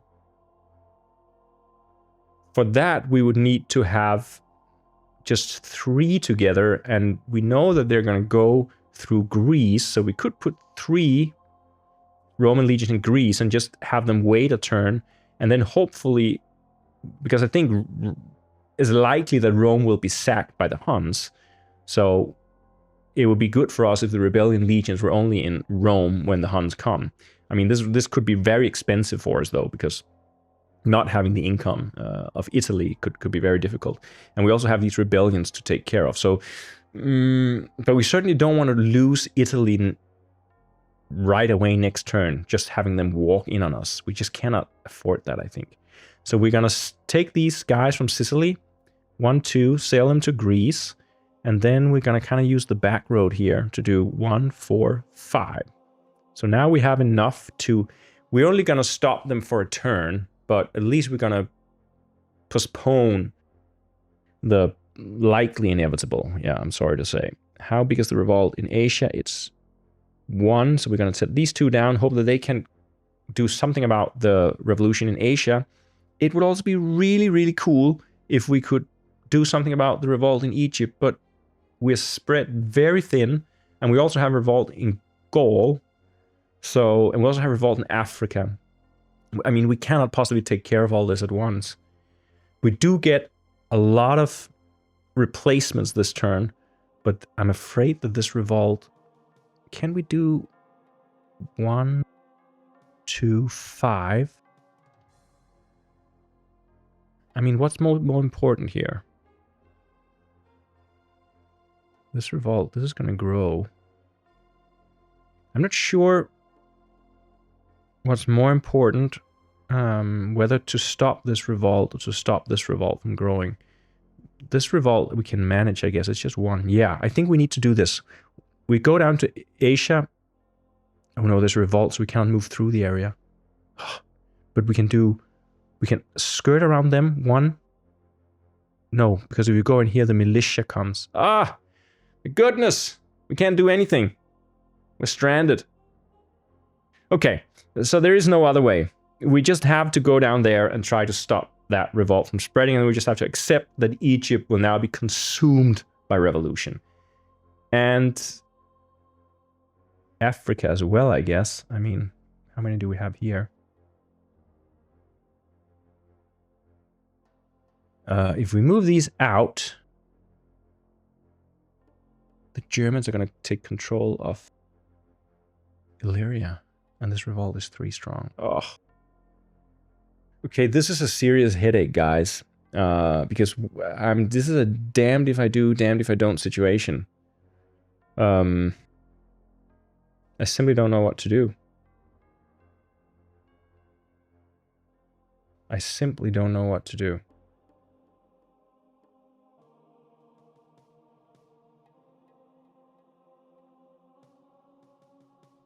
Ugh. Do we just have to accept that these rebelling legions? No, we have to try to stop the rebelling legions. But it seems that we're gonna have serious trouble. No. They're too few to take control of Illyria. Okay, great. I just remembered how the algorithm works. Laura says saving Italy is priority. Yeah, I agree. We're trying to save Italy here. We're in it for the Emperor. So we're going to take these troops down here to try to save also Gaul, or stem the revolt at least.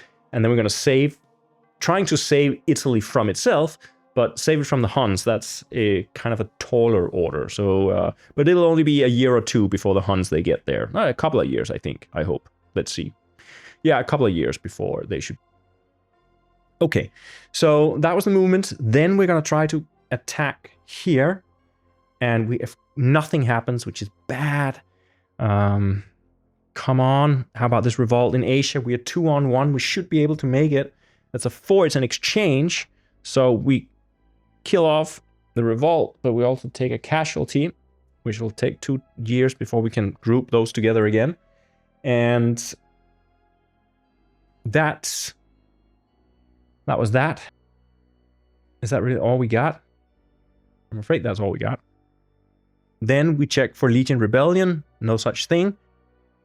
And then control determination. So what happens now is that the Persians, they finally take over Syria, which is not great news, because that means that now they're eyeing Asia. And our plan, of course, was to take Armenia. But now we've been, because of the revolting legions in Egypt, moving up that way, we have to reassign our units to stop them. So we can no longer take Armenia, which means we can no longer really save Asia from Persia, I think. This is going to go bad. At least we stop the revolting militia, which means that if another revolt doesn't occur in the next turn, we will have our own militia defending against the Persians. That's kind of the only positive spin on this. Swordvender says, did we expand at all? Are you being cocky, Swordvender? We're only shrinking here. We're not at all expanding. We're basically just trying to keep from shrinking too fast. So we're trying to hold out. Right now we've held out for 5 years, and we've lost Syria. So we've basically only lost one region, but there's revolt everywhere, and Asia is being threatened. Gaul is being threatened, and we got the Huns on the horizon. So I don't know how long we can keep this up, but we're gonna try. And do remember that the title of the game is The Fall of Rome. So it's all been written. I'm just going through the motions here. It's not my fault. It's the game. It's rigged. The Shrinking of Rome, Swordmander says. Yeah, that's the expansion. Okay, so determining here. Luckily, well, let's see. We would need to have a third. Yeah.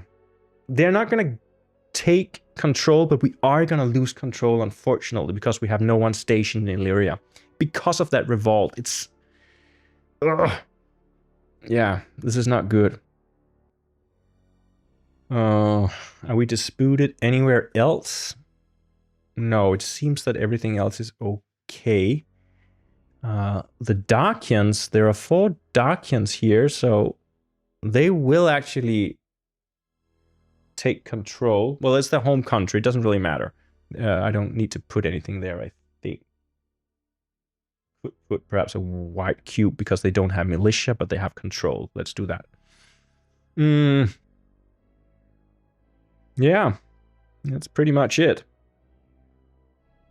And attrition, that's the phase that we like the most. That's where the Germans shrink down to just 1 unit. I mean, if we had just gone in and taken out those German barbarians there, we would have retained control of Illyria. So it's not always a good idea just to buy them off and let them, you know, disappear into their own little squabbles, because it does take a long time. And there's still one German here. I mean, they've been here for 5 years. They can't even remember what home looks like. And everyone else are in their home countries. Oh, not the Picts, not the Picts. The Picts will be shrinking. They will attrite. They're now down to 1 Pict. But at this point, even 1 Pict can be a problem. Laura Ray says the fall can't be avoided. You're absolutely right. It's in there in the title. It's not, you know, the fall or rise of Rome. It is the fall of Rome. And I'm playing the scenario where Rome falls. So I guess I'm just reenacting history here. From Rome not to fall would be for me to break history, and I'm not sure I have the power to do that.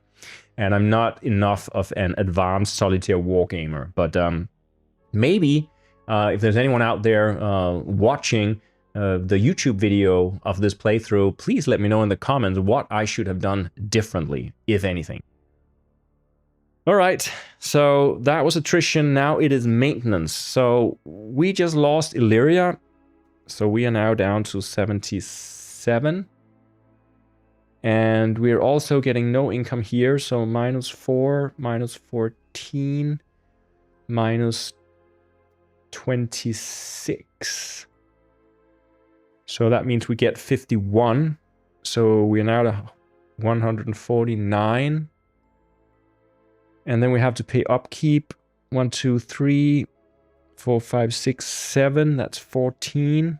So we got a lot of money, but we haven't got a lot else. 135. Then we get a bunch of reinforcements, actually. And how many of those?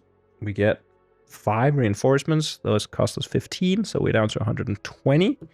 Still flush with cash. So where do we put them in? Now, we could, of course, set up a guard in Italy. Might be a good idea. Let's defend Rome. And let's try... These Dacian raiders, they're going to come down here, but we have a militia of 10. So I don't think that that's going to be a big problem for us. I think I'd rather put them here in Asia.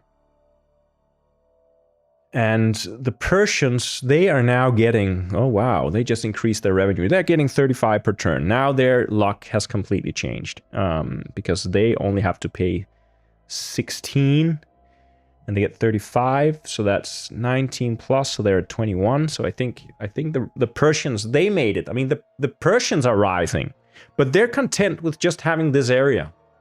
And the barbarians are not super interested in Persia. Like, they want to go for the big prize, which is Rome, of course. So that's it. Then we got 120 to pay off barbarians.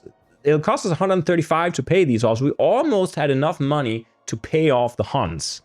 I'm not sure it would have helped us because we just postponed the inevitable because they control the region, so they do not attrite. But there might be others that we want to pay off. So this single German here, let's just pay it off because it's going to disappear on its own. That's just 1.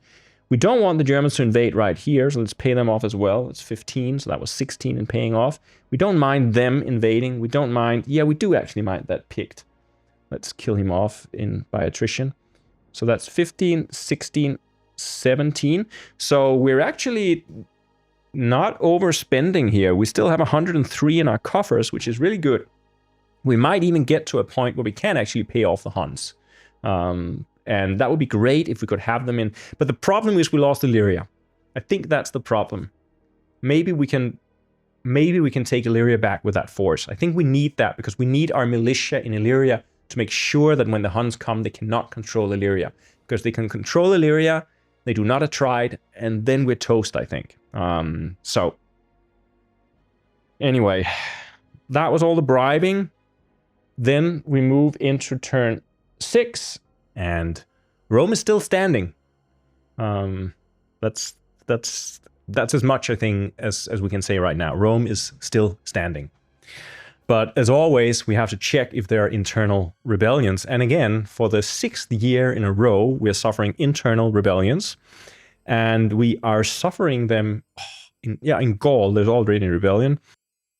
Illyria, well, the positive thing about not controlling Illyria at this point is that there'll be no rebellion.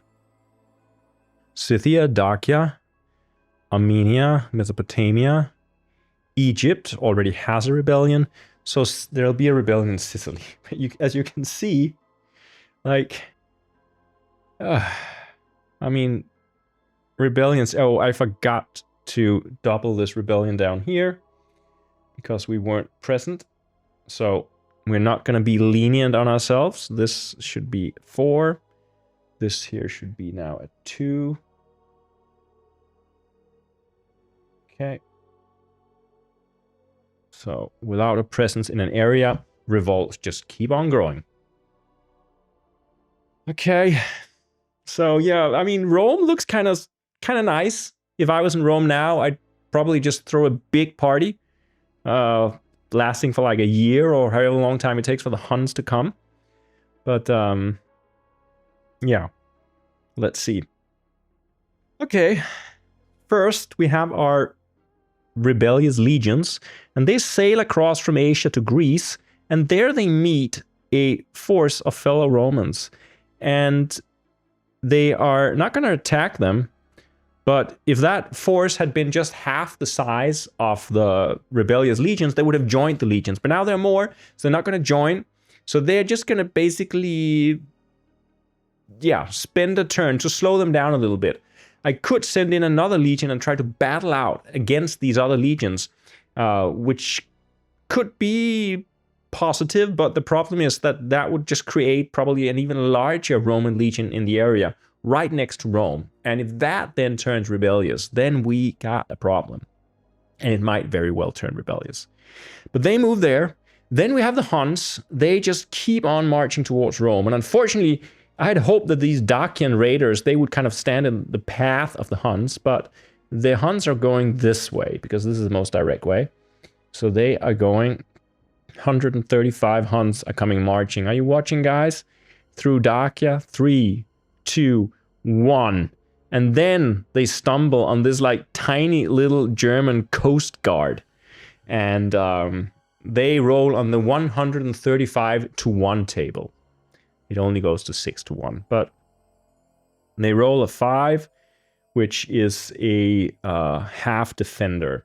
So yeah, so that means that they kill off the Germans. They do not suffer any losses. And what is worse is that they are going to get control of Illyria because we don't have a militia there. Oh, this is bad. This is bad, Rome. But they stop there for now. Then we have the Germans. We bought them off up there. The No-Scythians. We have the Dacians. They're going to move down here. They are a raiding party, so they are going to try to basically just raid Thracia. But they encounter there the sort of only strong point in the Roman Empire right now, which is the Thracian militia, which stands 10 men strong. So let's hope that they can fight them off. And then we also bought off the Picts, so we only have the Persians. And the Persians, they have now set their eyes on the great prize, which is Asia. So they're just going to march in and they're going to just attack the weakest army first, because that's how they are. 1, 2, 3. So this is now the situation, and then combat begins. Up here, we got 4 Dacians fighting. Oh, they cannot fight, but the Persians can fight. They can attack us on the 8 to 1, which is not good odds for us. Oops. Half exchange. It was the best result for us, and still it's a horrible result. It just means that we lose 1 and the Persians lose 1. The only good thing is that our legion comes in quicker than the Persian legions, which only come in turn 11. And remember, this scenario goes to turn 12 at the latest. I don't know that we'll be playing to turn 12, but that's as far as it can go. I have a feeling that we may bottom out before that, but let's see. Let's keep our spirits high. So the Persians, they did that. Then what do we do? Well, Rome is going to fall. We just cannot stop the Huns, so we might as well just get out of there and try to keep control of other regions that are valuable to us. So Sicily is actually rather valuable. And Egypt is, of course. And Asia. But can we realistically do anything about Asia? There are 7 Persians there. Because putting together such a big army would just mean that they would rebel. But then again, if we don't fight for it, what do we have? I don't know. I mean, we could... Yeah, but we're gonna get trashed. I mean, what we could do is actually...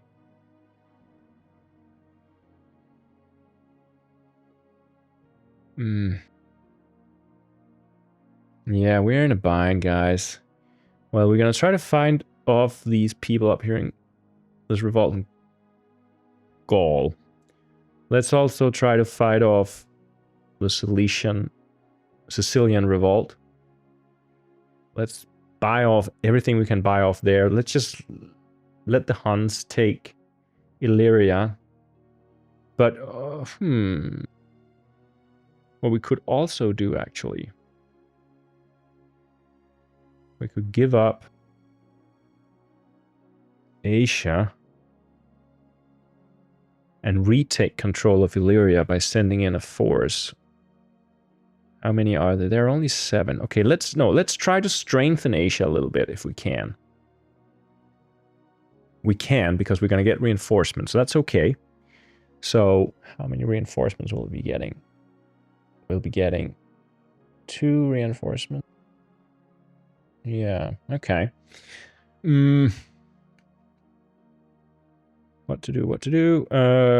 We could also just send 2 legions down to Sicily and just send a single... Oh, this legion cannot even escape.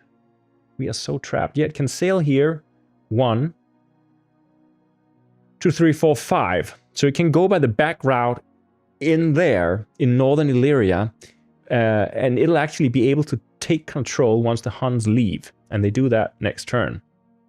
So let's try to do that, and then try to beat down that revolt, Hope these revolts, unfortunately, cannot really do anything about. This revolt has already grown too big. We cannot. Here we actually locked. So we did save Rome 1 turn, but now they're going to move in unless we try to fight. And if we try to fight, we're probably going to lose everything. So I think we'll just have to let them pass and just have it out with the Huns. I think they're going to be destroyed by the Huns, though. But okay, this doesn't look great. So now we will try to fight down these revolts first in Gaul. It's a one-on-one, nothing happens. This has just been going on for years, this revolution, and we just cannot beat it down. How about Sicily? Yeah, that looks better. We managed to beat down that revolt, nip it in the butt before it gets out of control, which is great.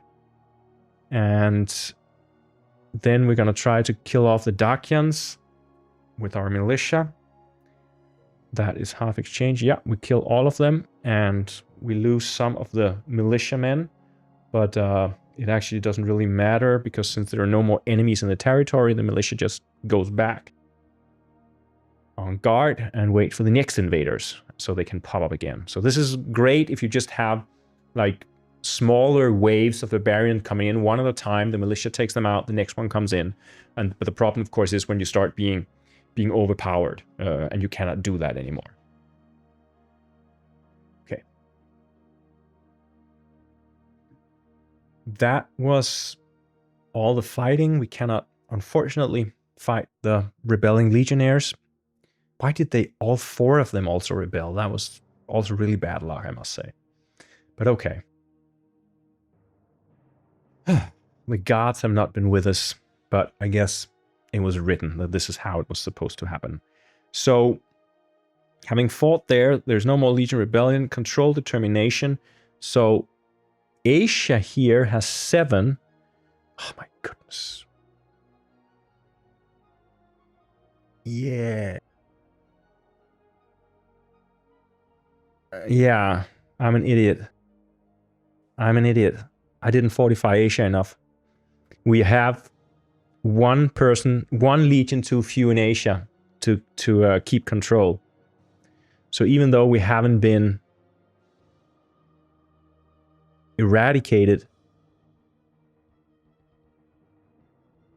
the Persians have now control over Asia. This is a blow, guys. This is a significant decrease in our revenue, and the Persians now control the entire Persian Empire to the extent that they want to control it. Ooh, that was a blunder. The Huns, well, they have control of Illyria right now. It doesn't mean so much, though, because they're not going to stay there. We can also remove this one.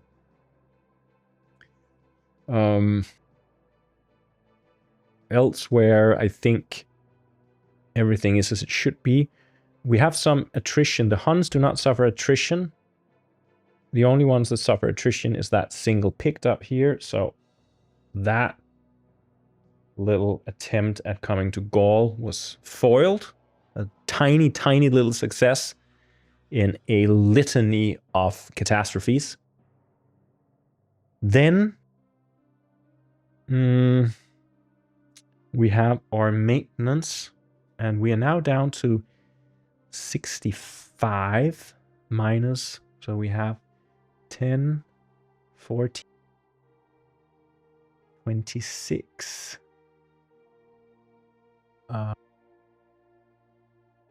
26, 32, and 37. Ooh. 37 minus 37. So that's only 28 that we're going to get in this turn. That's 131. Then we have to pay 1, 2, 3, 4, 5, 6, 7, 8, 9, 10, 11. We need to pay 22. So then we're down to 109. And then we are getting some replacement troops, which is nice. They will cost us, they'll cost us 6. So we're down to 103. Where do we want them to come? Well, we could try to make a stand here in Asia. I actually think that's the better idea. And then, yeah, so we have 103. Then let's just take the Persians here. They get a ton of money now. They're at 68. They get a replacement, 2 replacements. So they're at 62. Yeah, they're going to overtake us now. And the Persian replacements, they come back in Persia. So it actually comes here. So it'll only join the army if it can join it in one move, but I think it can. And then we got 103 to bribe off, but that's not enough to bribe this monster, unfortunately. And there aren't really any other barbarians, so we have funds, but we just cannot use them very efficiently, because we lost Illyria. So we are actually not short on money, but we are getting shorter and shorter on territory, which is bad. We're going to bribe these Germans again. 15. So then we're at 88. And everything else we're going to let stand. These are just the British. Out they go. Yeah, that's the situation. Then we move into year 7.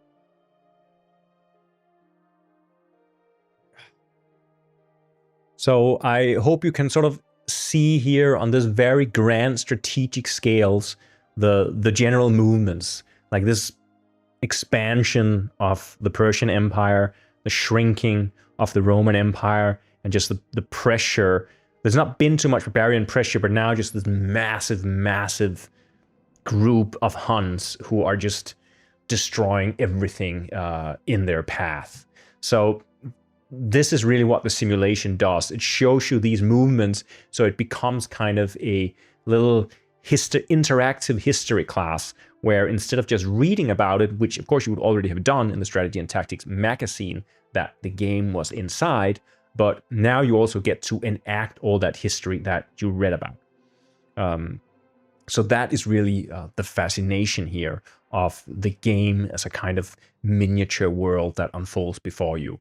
Because as you can see, like winning or losing, it doesn't really make sense. If the game stopped now, then according to the sort of winning scores, we would actually, I think, just about make it. But the problem is that there are still like 5-6 turns left in the game. 6 turns left in the game. So yeah, we're not going to survive for 6 turns. I think I can say that. So let's press on and see if there are any internal rebellions. Well, of course there are. Anywhere that we control. Oh, we get a rebellion down in Hispania. Well, that's new, but it's not particularly good, because that's another province that we now have to take care of. So now we have a rebellion there.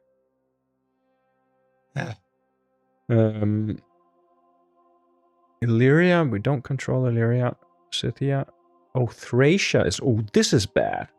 This is really bad, because now our militia in Thracia is abandoning us. And that's... I just said last turn that that was really the only remaining bulwark in the Roman Empire. And now that too is disappearing. So now we have a revolt there. How are we going to beat down that revolt? I don't know. Let's see. 1 in Sicily. And another rebellion. And we just beat down that rebellion in Sicily, and yet we have another one on our hands. I should also say that this is the scenario of all the scenarios in the book. This is the one where you have the most rebellions. It's like every turn there is a 1 in 6 chance that you don't have a rebellion. So statistically, we should have had a turn without a rebellion by now, but we haven't. Okay. So what happens first is that the Roman rebellious legions, they sail across from Greece to Italy, and they enter through the gates of Rome, and they raid and they pillage and they ravage Rome. Everything is in completely disarray. The city is burning, dead people, dead animals lying in the streets. There is no law, there is no order. The emperor has been skewered on a stake, his head put out on the gates to the city, and a band of rogue legionaries are controlling the city, or rather just roaming the city. No one is really controlling what's happening in Rome. So if you're following along at home, Rome has just fallen. Now, in most other solitaire games, that would probably be the end of the game. The game is called The Fall of Rome, and Rome falls, you lose. But not so with The Fall of Rome, because we are playing a simulation, so we're just going to continue on our merry way and see if we can survive now on the outskirts of Rome, or if something changes, because we also know actually that the Huns will also get tired of Rome at some point. But it's going to be really difficult to take Rome back, I think, once the Huns are there, because they're coming in such massive force. So we should have stopped them earlier, but unfortunately we were not able to. Okay, so while they are partying and roaming and pillaging in Rome, no one heeds the warning sign that the Huns are on the march. And suddenly, just tens of thousands of Huns just flood into Italy, coming down from the Alps, running through the country, ravaging everything in their path. And when they reach Rome, they find this completely disorganized city, completely in tatters and chaos and no structure. And I think they're gonna make pretty short of it. Let's see. Yeah, they basically kill every living man, woman, and child in Rome and take control of the city. That only happens in a bit, but right now we have like 135 Huns sitting in Rome. Rome has fallen, and I don't think I'll be able to reclaim it. But we are gonna keep on for a few more turns, I think, just to show you how this simulation continue really past the point of sort of logic or reason or the point where any other game would have stopped. Okay, so those were the Huns. Then the Germans we bought off, and the Persians, they are going to move up here because they are going to try to eradicate us up there. And that is actually the next thing that happens. So we got 7 Persians attacking 4 legions. And it's a 4, so that's nothing happens. Okay, so there's a stalemate there. That's great. Unfortunately, I mean, they managed to get control just moments before our reinforcements arrived. Had our reinforcements arrived just, you know, a year earlier, then we wouldn't have lost Asia. But we did. Up here, we have these revolting Gauls. They're going to attack our legionnaires. And, oh my god, it's an exchange result. Everyone dies. So there is a mass battle in southern Gaul. And we are just, it's like, it literally looks like something out of the First World War. These are just fields littered with bodies as long as the eye can see. This is an image of the apocalypse. People who live in that area will experience this as the end of the world. The entire southern parts of Gaul has become almost depopulated, bodies strewn everywhere. The only positive outcome here is that we retain control of Gaul, but there is like, we have a militia now in Gaul, actually. Wow. Maybe Gaul is a new stronghold. Maybe Gaul is the new Rome. So maybe we just, I don't know, erect Paris or something. Let's move the capital to Paris. That's what we can do at this point. So that was really interesting. Then we have nothing happened there. Nothing, they cannot attack us. Then we can kind of maneuver with what we got left to maneuver with. And I think, I know that this is maybe suicide mission, but I feel that we should make a run for Asia. Let's see, we have 4. They have 7. Yeah, or maybe first we need to try to beat down the revolt in Thracia. We're going to move 3 up there. This is going to help us take control of Illyria. So that's actually fine. These guys are going to try to beat down that revolt again. It would be great if we could beat down this revolt. But we just cannot even get to it. So that's also going to make it really difficult for us to keep... Let's move this guy here. Control... Well, technically... Yeah. I mean, we could... But the problem is, if we move this guy down to try to beat down the revolt in Hispania, what will happen then is that we will not be able to regain control of Illyria, and that must be more important at this stage. We could, of course, send one of these guys. Oh yeah, we can sail someone from Sicily across to Spain. 3, and can we go in there? Yeah, 4. We can send someone over to try to fight down the Woohoo! All right, we got some moves left. It's not a lot, but we got a few moves left. This is the setup. Okay, let's try to beat down the rebellion that's fermenting in Spain. And it's a 1. We actually managed to beat down that rebellion. This is great. Yeah, perhaps we're just going to hold up west and forget about east. Let's see. Sicily, can we beat down that rebellion? We can, but we also lose our own legion. So it came with a cost. We have control of Sicily, but we have no legions left. And as you can see, the debt pile up here is growing. Also meaning that it'll take a couple of turns before all these troops get back in the game. And I don't think that's going to make it difficult. Then we're trying to beat down that revolt there in Thracia. And oh my goodness. horror of horrors, it's another disaster. It's another slaughter. Everyone dies. So right now it seems that, and I'm playing Jenga here with these dead piles. Fall. So it seems that everything is so desperate now. So people are just throwing themselves head first into these battles, and there's no real coordination. So there are no really measures to stop the troops.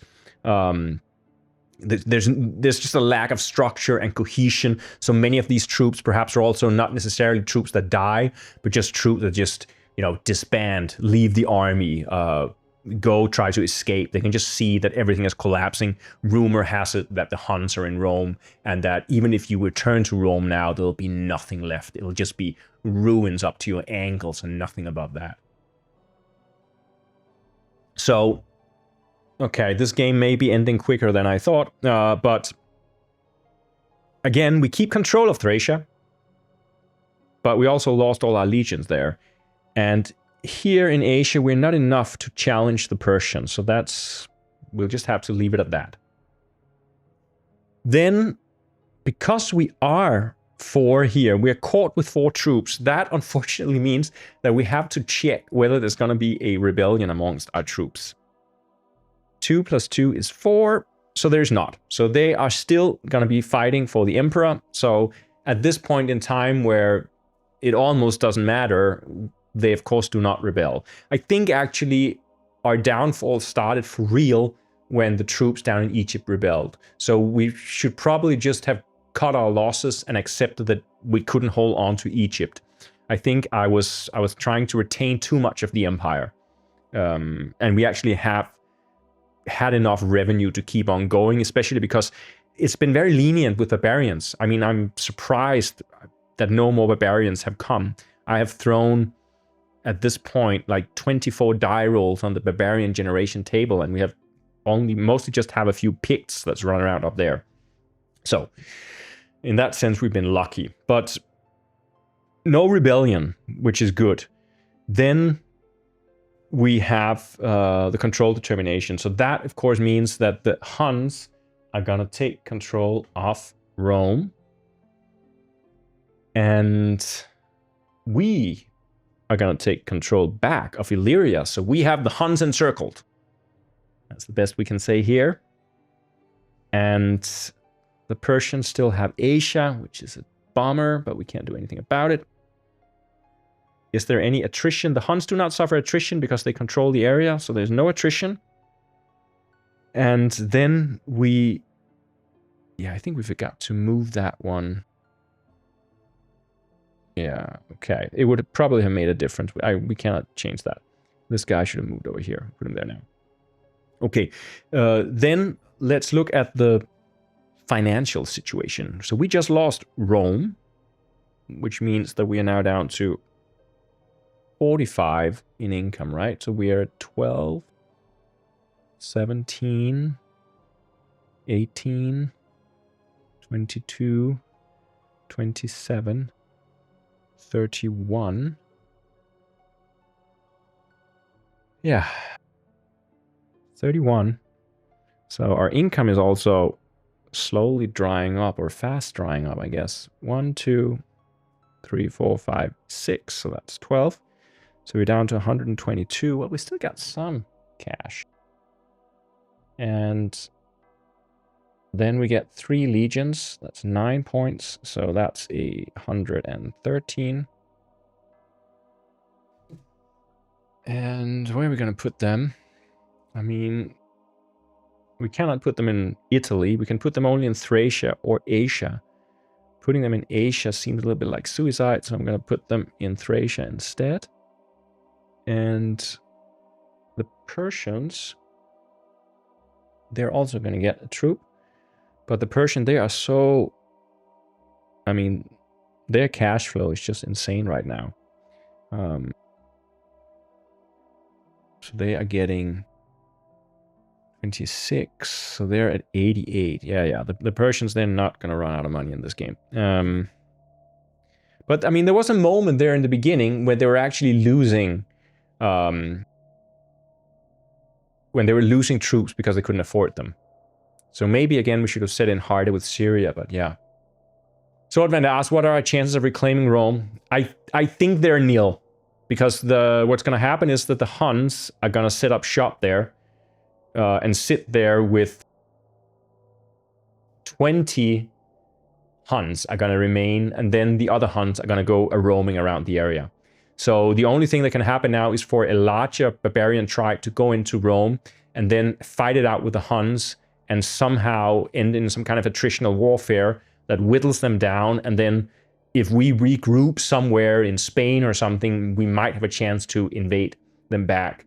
But also, given that the game would end on turn 12, it's not really realistic. So we have definitely lost Rome, and I think I'm going to play just one more turn to see how that turn plays out, and then I'm probably going to wind it down, because we are past the point of no return here.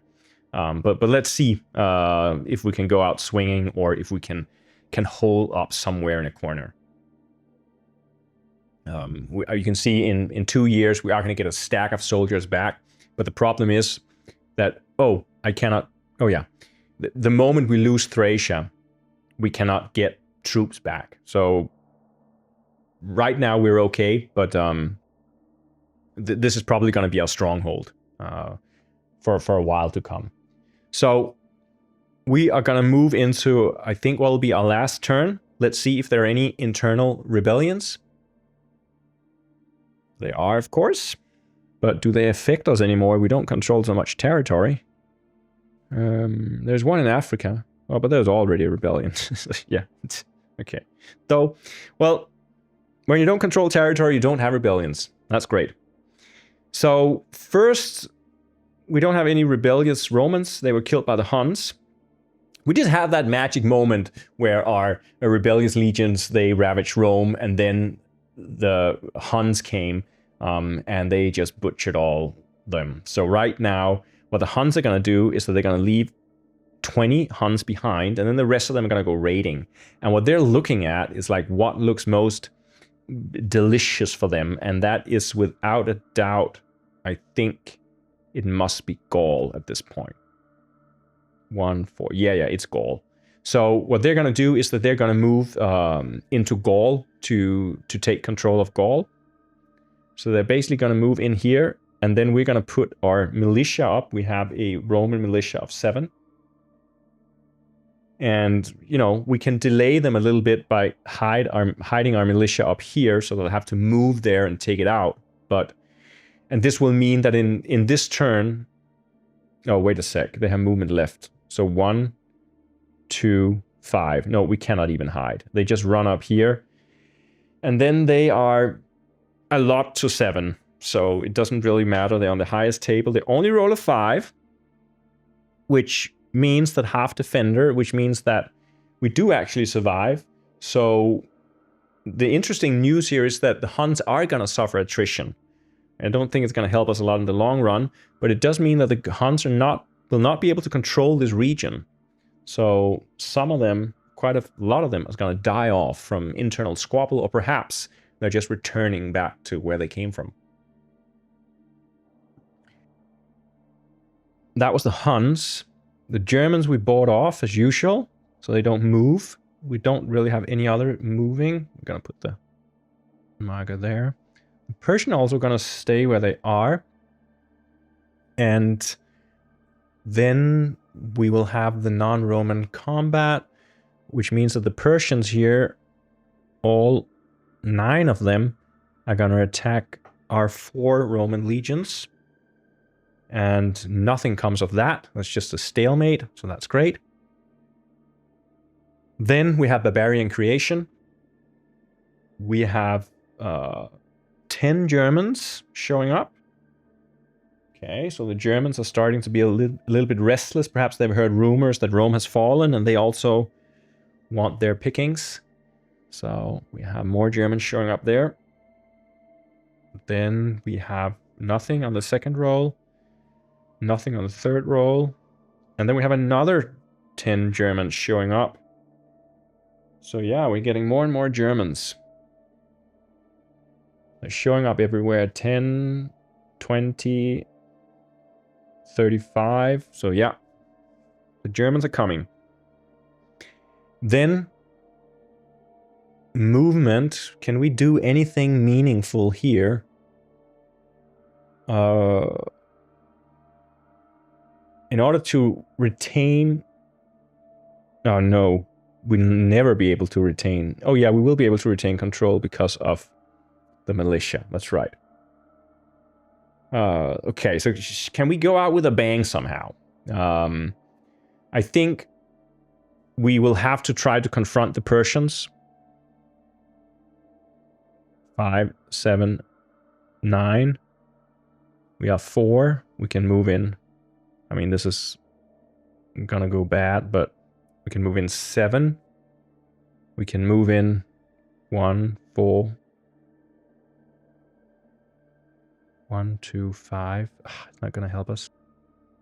We cannot even move enough in to have a proper battle with the Persians. How pathetic is that? Oh, and this guy, by the way, also moves over here.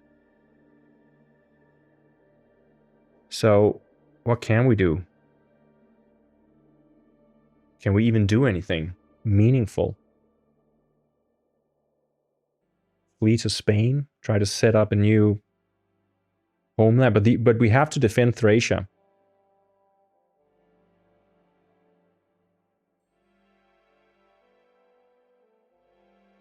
Yeah, we're just amassing a force to fight down the Persians. This is game mechanical suicide, but I'm just trying for us to do some last desperate thing.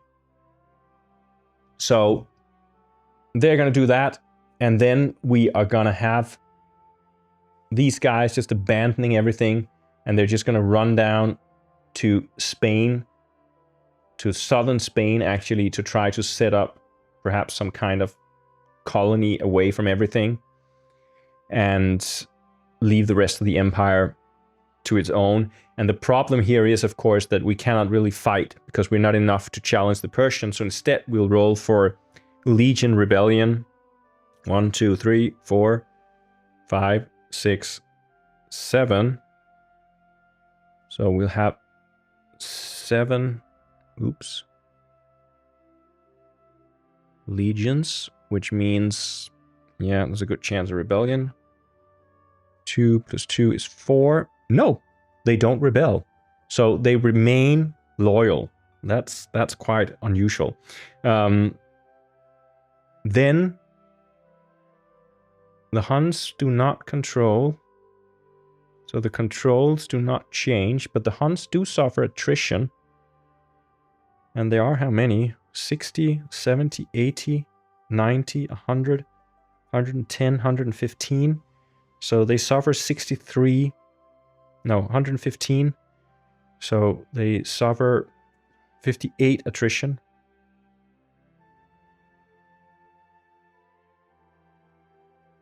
So now there are 30, 40, 50. There's still 57 Huns left. So it doesn't look so good.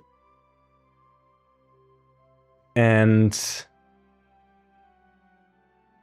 then we have troop maintenance. What are we down to here, actually? We get 5, 9, 14, 20, 26, 30, 31. This is not too bad, actually. 144. And then we have to pay for 1, 2, 3, 4, 5, 6, 7, 8, 9. That's 18. So 126 are we down to. And then we get 1 here. Shows up there. The Persians get another reinforcement. So that's also the problem here with fighting the Persians, that they now keep getting reinforcements. So, yeah, so this is currently the situation. And we have 123, so we would have enough. Yeah, okay. I'm seeing something. All right, guys, scratch that. Bear with me. We're gonna do one more turn here because I'm seeing the tides turning. We have now enough money to buy off the Huns, and they're gonna suffer attrition if we don't have a revolt. 57. Yeah, we can pay that. So that puts us down at 68. Then how many? Here we have 35. We can also buy off all the German tribes. Okay, this is desperate measures, but because we haven't had been so few barbarians, so we haven't spent a lot of money, we're actually able to do this, which will serve us. So now I'm just curious to see, as I said, like, this is a game where it doesn't really end. So sometimes you're just curious to see one more turn. How does the simulation change? Because it looks really bad. But I now see that we actually have a chance of getting rid of the Huns, at least in Gaul, if not in Italy, though. So let's move that turn marker and see this bunch of recruits or replacements that we're going to get next turn, if we have funds. And next turn, it's going to be difficult with funds because we just spend a ton of money buying off all these different tribes. And if we now could have a turn without internal rebellion for once, but of course we couldn't. But then again, where will there even be rebellion? One. Oh no. Just as the tide was turning, they revolt. So our 4 militiamen in Gaul revolt. You just can't win this game. I mean, look at this. Look at this. What a nightmare. Okay, great. 4 in Dacia, 1 in Asia, 4 in Syria, 2 in Africa. And these, by the way, should have increased. So this revolt here should be at 8. And this revolt here should be at 2. It is already at 2. Okay. And then nobody moves because we bought them all off. And these Huns, they're just staying back, locking down Rome, which is of course really bad for us, but it does mean that we have a bit of respite here. And then this guy, 3, 4, 5, he cannot make it to there, so he's not going to join actually. He's too far away. 7, 9, and they are 10 against our 7. So they are going to attack us. And they have a 4, which is no effect. So we have another standoff with the Persians there. Then we have barbarian creation, and this is of course extremely important that we don't generate new barbarians because we probably won't be able to pay them off. We might not even be able to pay off the ones that are already there, but we are supremely lucky with barbarian creation in this game. It's insane. Then we get 3 Picts, which also, by the way, tells you something about this scenario, that I'm saying that we're extremely lucky, and I mean, look at how things are going. So we got some Picts up there. Then what can we actually do? I mean, we cannot move out of here because we're in lockdown from the Romans. We need, from the Persians, we need 3 more troops in here in order to be able to fight the Persians.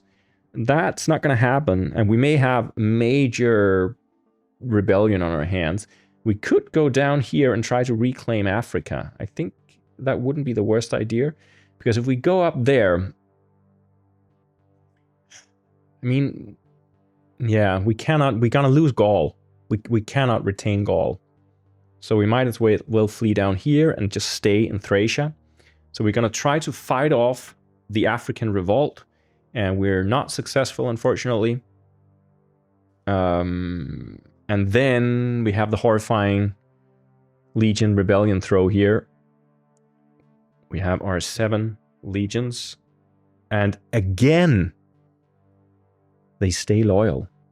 It's almost impossible that this would happen. And Control determination is that we lose control of Gaul, unfortunately. The Huns don't gain control, which is a good thing, so they'll still suffer attrition. And yeah, I think that's it. So now the Gauls are going to be further reduced. They were at 57, so now they're going to get down to 26.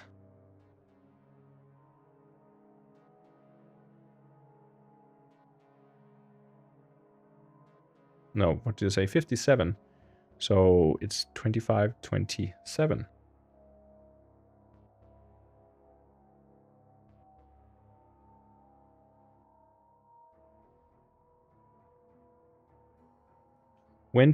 Huns. I mean, it's still a lot of Huns, but it's not as bad as it was before, right? Of course, bought off. But let's see what the situation is going to be now, because those were the Huns.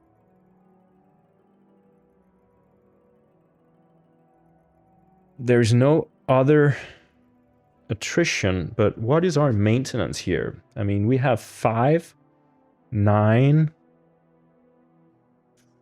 14, 18, 24, 25. So we have 25, and we have 1, 2, 3, 4, 5, 6, 7, 8, 9, 10. So 25. And then we spent 20 in upkeep, we get 5, so we have 38. And how can we afford even all these replacements here is the question.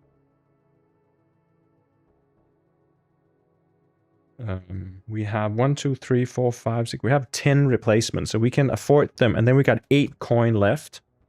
And all of these replacements have to come in Thracia, because that is the only region left that we can get replacement in that's under our control.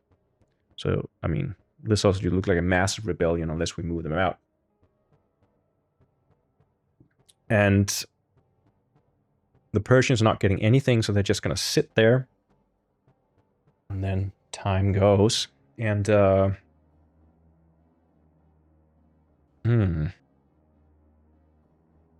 yeah. One more turn. One more turn. There is, of course, internal rebellions. Picked Britannica. 1 in Hispania. Okay. That's not great news for us. Here.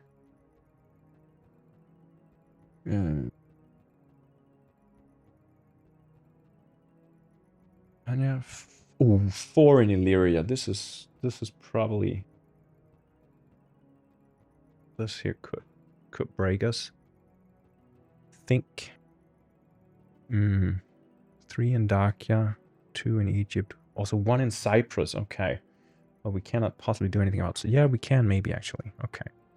So those are the new rebellions that are fermenting. And as you can see on the map, everything is kind of turning into revolutions and barbarians. But we got a huge bunch of legions there that we just got in.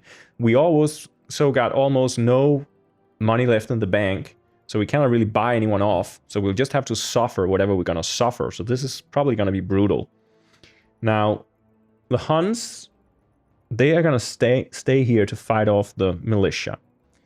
The Germans, they are also going to go in and try to claim Gaul. So they are going to move in with 15 troops and try to attack this militia, which is at 4. So that's a 3 to 1. Well, 1. So they destroy the revolution. But, of course, now they're alone with the Huns. They might not like, but let's see what the other Germans do. Because here we have a German who will be marching on Rome. But he'll only make it to down here because there's another revolting militia. So right now, it's like the game is playing itself right now. I'm just facilitating for your viewing pleasure. how various barbarian forces, they move in, revolt, fight out each other. And this is what happens when the game comes into the state where you're kind of losing agency, and it's just playing out. And it's a 2 and a 2-to-1, so they kill off half the revolt, and then they get locked in combat. And there's no chance that we're going to get Illyria back from this. These Germans up here, they can do 4, or they can do 4, 5, 6. They're actually also going for Rome. So they're going to go down here, and they're also going to try to fight off this revolt. And they are successful. So now the 2 German forces down here, they combine. So they now have a strength of 20. So now we actually have a real contender for the Germans to take Rome back from the Huns. And that battle could mean that we had like only a weak force occupying Rome, which would give us a chance to get it back at some point. And then we have the Persians, they're just staying where they are. Then we have the Picts. They are moving down here into Brittany, the usual rigmarole. And again, the British militia rises up. And this time it rises up right where the Picts are and battles them. And it immediately kills off half the Picts. Well, that is actually more than half, so there's just 1 Pict left. And the Huns, they have their 27 troops against only 15 Germans, so it's just a one-on-one. So the Huns, you can see, are really, really being weakened, and they don't have any success hitting anything.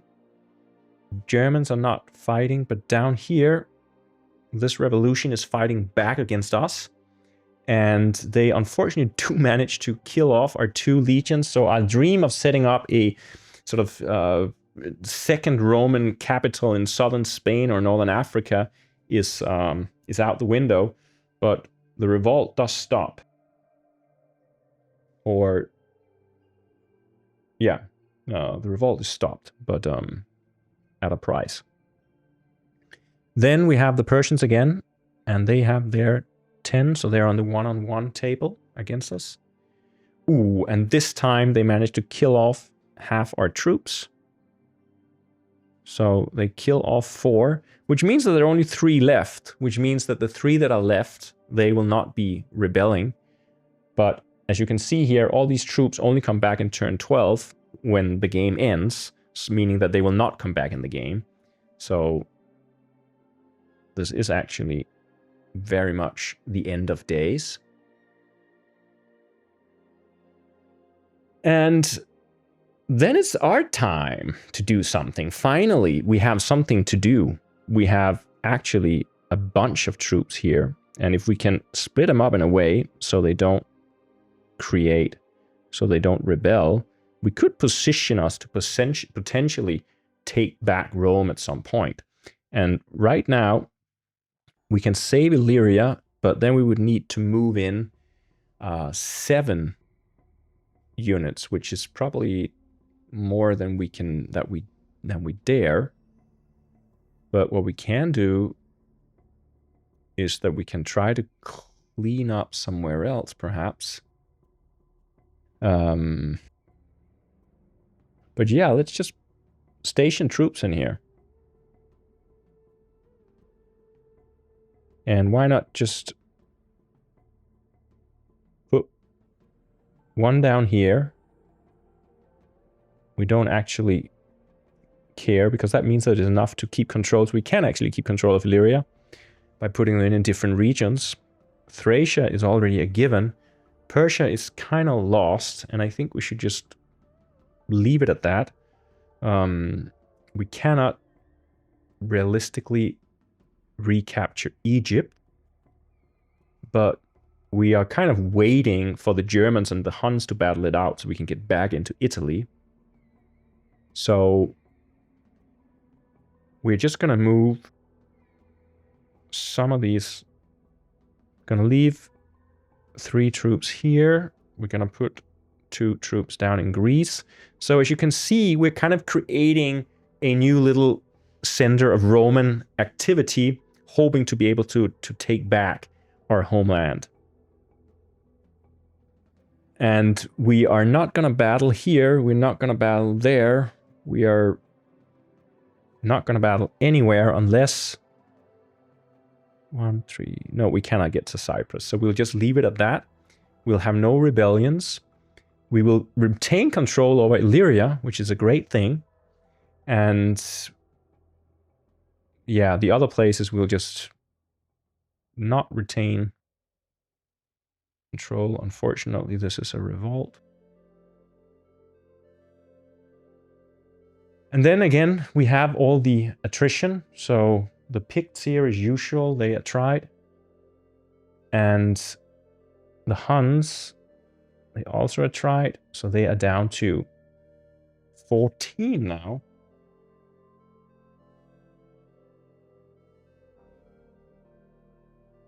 So they have also been here now for 5, 6 years. And the Germans are down to 7. But right now it's the Germans and the Huns fighting over Gaul. And we're fine with that, because we're just waiting for them to get it over with, basically. The Germans here will also suffer losses. So instead of... Yeah, that's not so good, though. Instead of 20, there'll only be 10 Germans attacking Rome. And what is our income now? It is 4, 8, 13, 17, 23. So we get 23. That leaves us at 31. How many troops do we have? 1, 2, 3, 4, 5, 6, 7, 8, 9, 10, 11, 12, 13, 14, 15. So that's basically all our money. So we have no money left to bribe anyone. And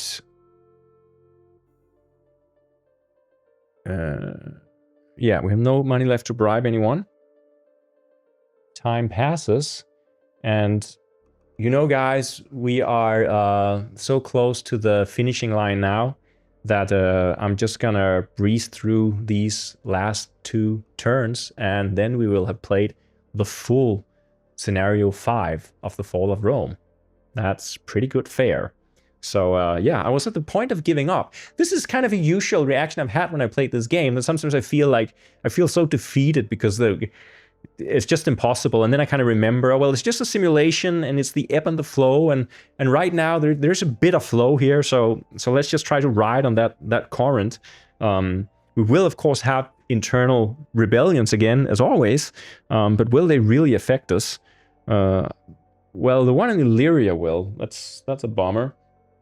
We haven't had a lot of revolutions in Illyria, but they've started to come in recent years. And they are really... making life difficult for us. And they're kind of strong. It's a 4. So we're not too happy about that. And yeah, and everything else is as it should be. Oh, the Syrian Revolt, by the way, has grown to double strength. The Egyptian Revolt is certainly at 10. The Hispanic Revolt is at 2. So these revolts are just increasing. So it's not exactly as if things are going very well, but what can you do? The Huns, they're going to stay here to battle the Germans. The Germans are going to do the same. These Germans here, they are going to move on the Huns. And when the Germans, they cross into Italy, they immediately are met by the remaining hordes of the Huns, who've now been in Italy for a few years. And the Huns immediately attack them. Nothing happens. We have a big stalemate in the north of Italy between the Germans and the Huns. That's great for us. Let's just keep it at that. And the Persians, they'll not move, but the Persians will attack us. We are 3 troops left, and they are what? They're 10, so they're at 3 on 1. That's not so good, but they roll poorly, and it's a stalemate, and nothing happens. So we have just been locked in combat in Asia for such a long time. And you remember, we only lost it because I got to put in a single legion. If I'd remembered that, would have been holding on to Asia for all this time. So that is actually quite remarkable. Over here, the Huns are the first to attack the Germans with 14 against 7, so that's a 2-on-1. They do not do any damage, so this is also just a continuing stalemate. They're both going to suffer attrition, so the barbarians are fighting off each other, and they are slowly dying out, which is great news for us, actually. Here, this revolt with 4 is going to attack us there. And that, unfortunately, is not so good, because we lose 2 legions up here. And they are not going to come back in this game, because they only come back in turn 13. And then we generate more barbarians, perhaps. Nothing in the first throw. We get 10 Scythians. We haven't seen a lot of Scythians in this game. Perhaps because they are wiped out so decisively by the Huns. And on the third row, we get 15 Germans. Okay, the Germans are starting to come in numbers. That may interfere a little bit with our plans of holding on to Illyria. They're coming here, no? So they'll be focusing on Gaul. Well, that's great. They'll pass us by and focus on Gaul.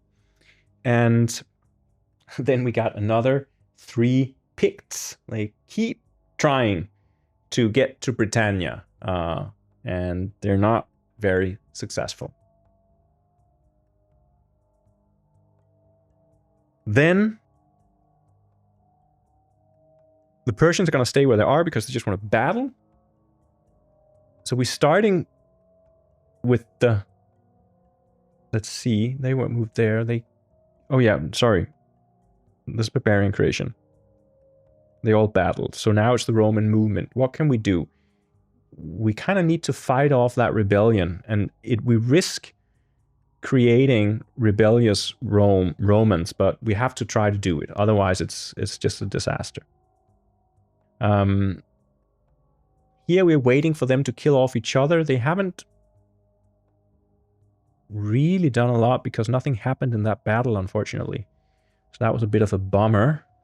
But what can we do? I mean, other than holding on to what we have, it would be great to do something about this revolt, but it's very far to get to Spain right now. It's simply too difficult, I think.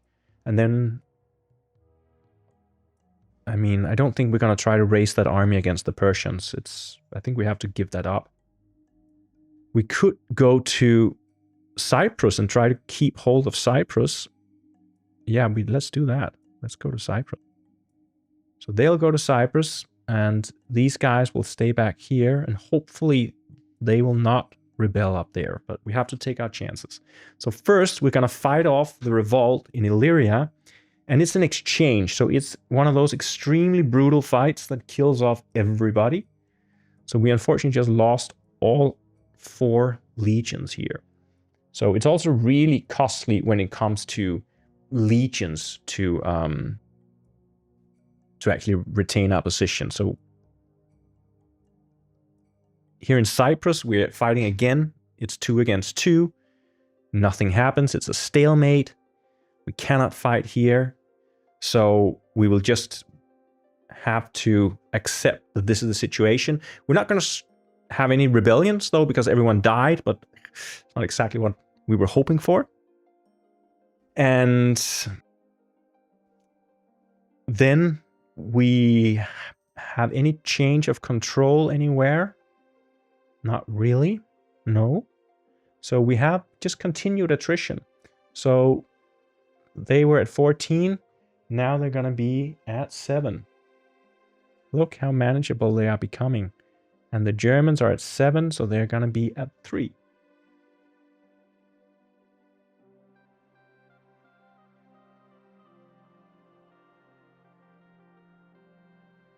So slowly, they are draining each other. And these Germans are going to go in and kill those Huns. So the Germans are probably going to Gaul and set up their Frankish Empire or something. Attrition happens down here for the Germans. So the Germans are down to 5. So this is the bad news here is that it seems that this German force that we were hoping were able to take out the Huns, they're not being successful. is there now 5 Germans against 20 Huns. The Huns haven't lost a single unit, so that's not great. Our income this turn is 4, 8, 13, 19, 23.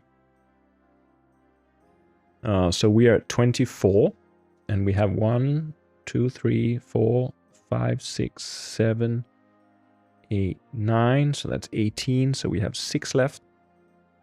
So 6 left is not enough to buy off anyone that we really want to buy off. Cannot even buy off the Scythians. The Persians, they get another troop which comes here.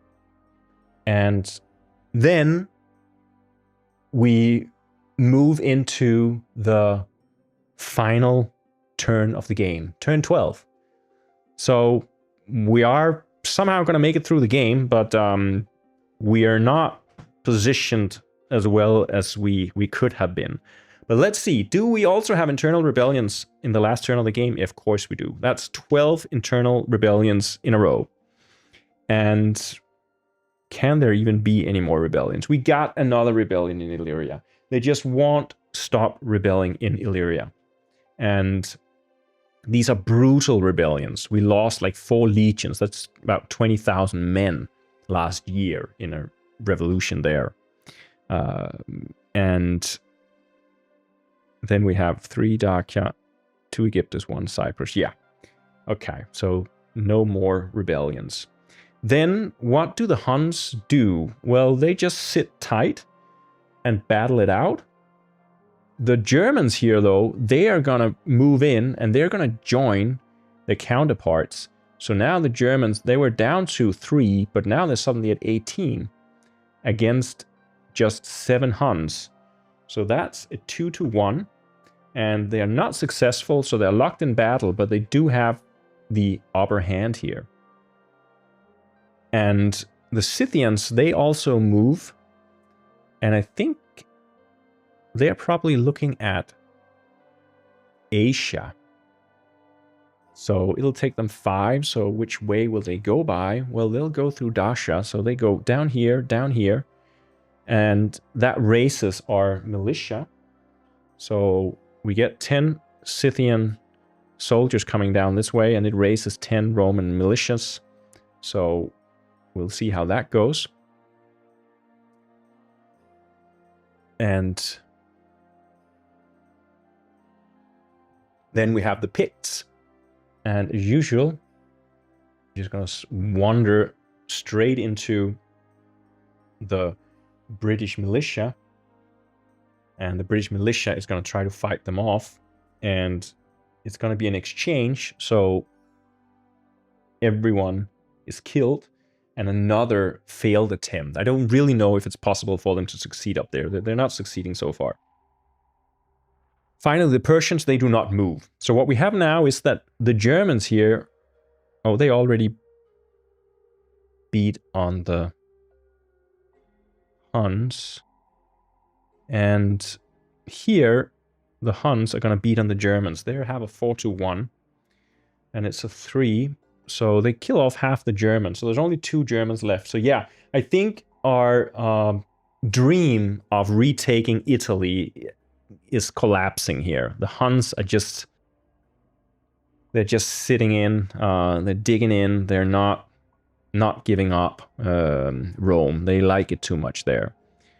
The Scythians are attacking us there, our militia, and they're making no inroads. The Persians are attacking with 10 against 3, so that's a 3-1. Ooh. The Persians are finally killing out our army, which has held out for years under these extremely difficult circumstances in Asia. But now it's finally been demolished, conquered by the Persian army. So we never managed to hold out against the Persians, unfortunately. And then we have this revolution in Cyprus, which also attacks us, but that's just a stalemate. It's really difficult to win decisive victories on that island. Then we have Barbarian creation, and we get nothing. And, ooh, 25 Germans. Now they're coming. Okay, so as you can see, the Germans are really, really building up now. So even though that's beyond the scope of our scenario, we got 25 Germans waiting to attack Illyria, which is in revolt, and go down to attack the Huns, meaning that we'll probably be confined to just Thracia if the game were to continue. So that was the second throw. Then the third throw is 20 more Germans. Okay, they're coming everywhere now. 20 Germans, and that's an A. Oh, wow. Okay, so they're completely taking Gaul and running for Rome. And the final group, that's a 3-3, so that's 6 in Dacia. So we also now got more invaders coming here from up north, putting pressure on Thracia. And we have our final movement. We can try to go and quell that revolt in here in Illyria. I think that's the best thing we can do. We can go out here and it doesn't even matter to help. We can just sit in here, I think. Yeah, it may actually matter to go in here and defend. So we're going to try to beat down the revolt in Illyria. It's very important, and we are partly successful. So we beat down half of them. It's still there, which is not great. Over here, we're trying to scare away the Scythians, and it's a complete brutal disaster. Everyone dies. So, yeah, I probably shouldn't have. Who cares at this point? The Scythians are completely routed in Thracia, but we are too. And in a minute, the Dacians are going to come in. But I guess our militia is going to show up again. So that Thracia is basically the strongest province in this entire game. It has just fought for us again and again and again and again. It's almost impossible to see it fall, though I guess at some point it could. And then we have, of course, our battle in Cyprus, where nothing happens as usual. We have no rebellions. We are No, we're retaining control of Illyria, barely, but we are. And I think the Germans... Yeah, the Germans, they are taking control of Gaul. So, yeah, the Germans have conquered Gaul. Wow. And then we have attrition. And so it means the Germans don't take attrition because now they control the area. So it's only the Huns that do. So the Huns will be reduced to just a meager 3 units of Huns. And when we remember that when they came in, there were 150. So they've had their fun, but they're still entrenched in Rome. But the question is for how long? Because I think the Germans are going to come down and get them before too long. And then finally, how much wealth do we get in this last turn? 4, 8, 9, 13. We still get 19, which is quite remarkable. 25. And we only have a troop maintenance of 1, 2, 3, 4. That is 8. So that is 17. And can we buy back all our troops? 1, 2, 3, 5, 6. That would be 18, so we can buy back 5 of them. And they will have to come in Thracia.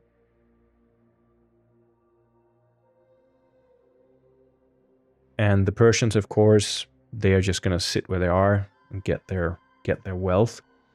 So right now,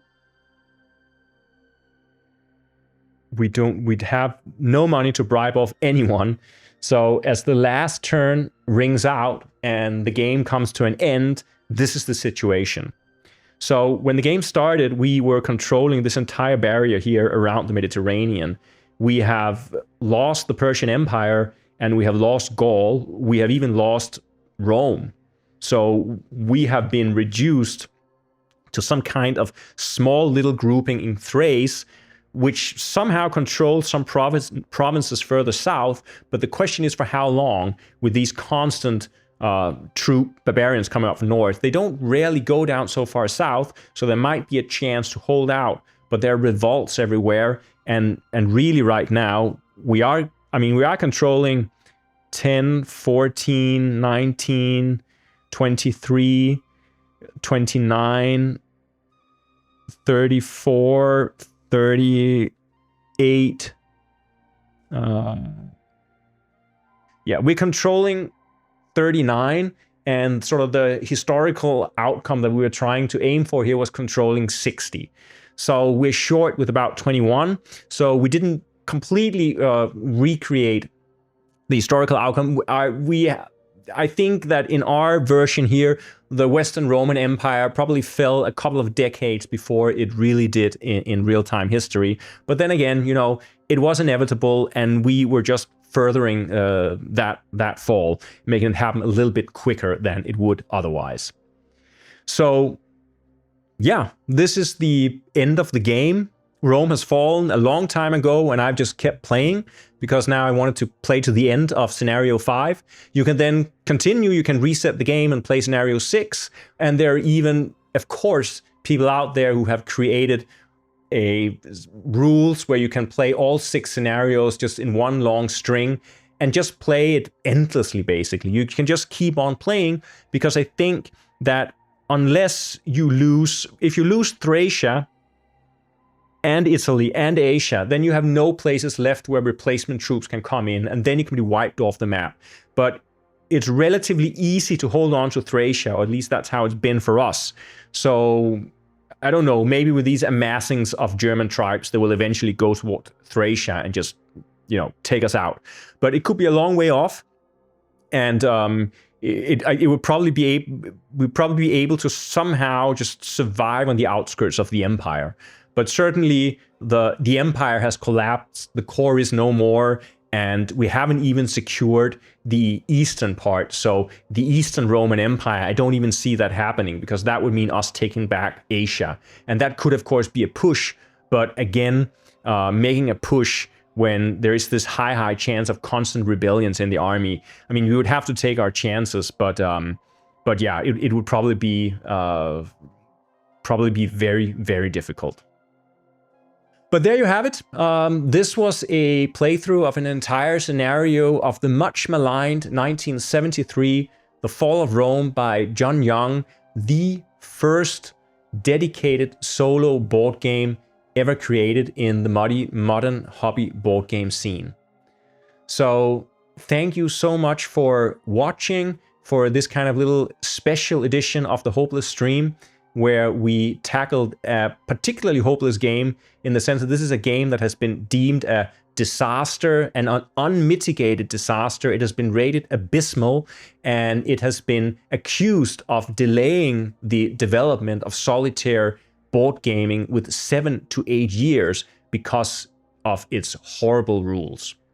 But as we have just proved, this is actually a playable game, and is an interesting game if you are interested in simulations, and is an interesting game just to try to play something that subverts your expectations when it comes to playing a game. I think most people who like playing games, they might not enjoy playing The Fall of Rome. But this is game mechanics used for a different purpose, and this is very much what especially historical war game simulations, or I should just say perhaps historical simulation games, they're all about recreating events and seeing how it unfolds factually or contrafactually. So thank you so much for watching, everybody, and I will bid you a good night, and I'll remind you all to stop winning, start losing, and stay hopeless. Good night.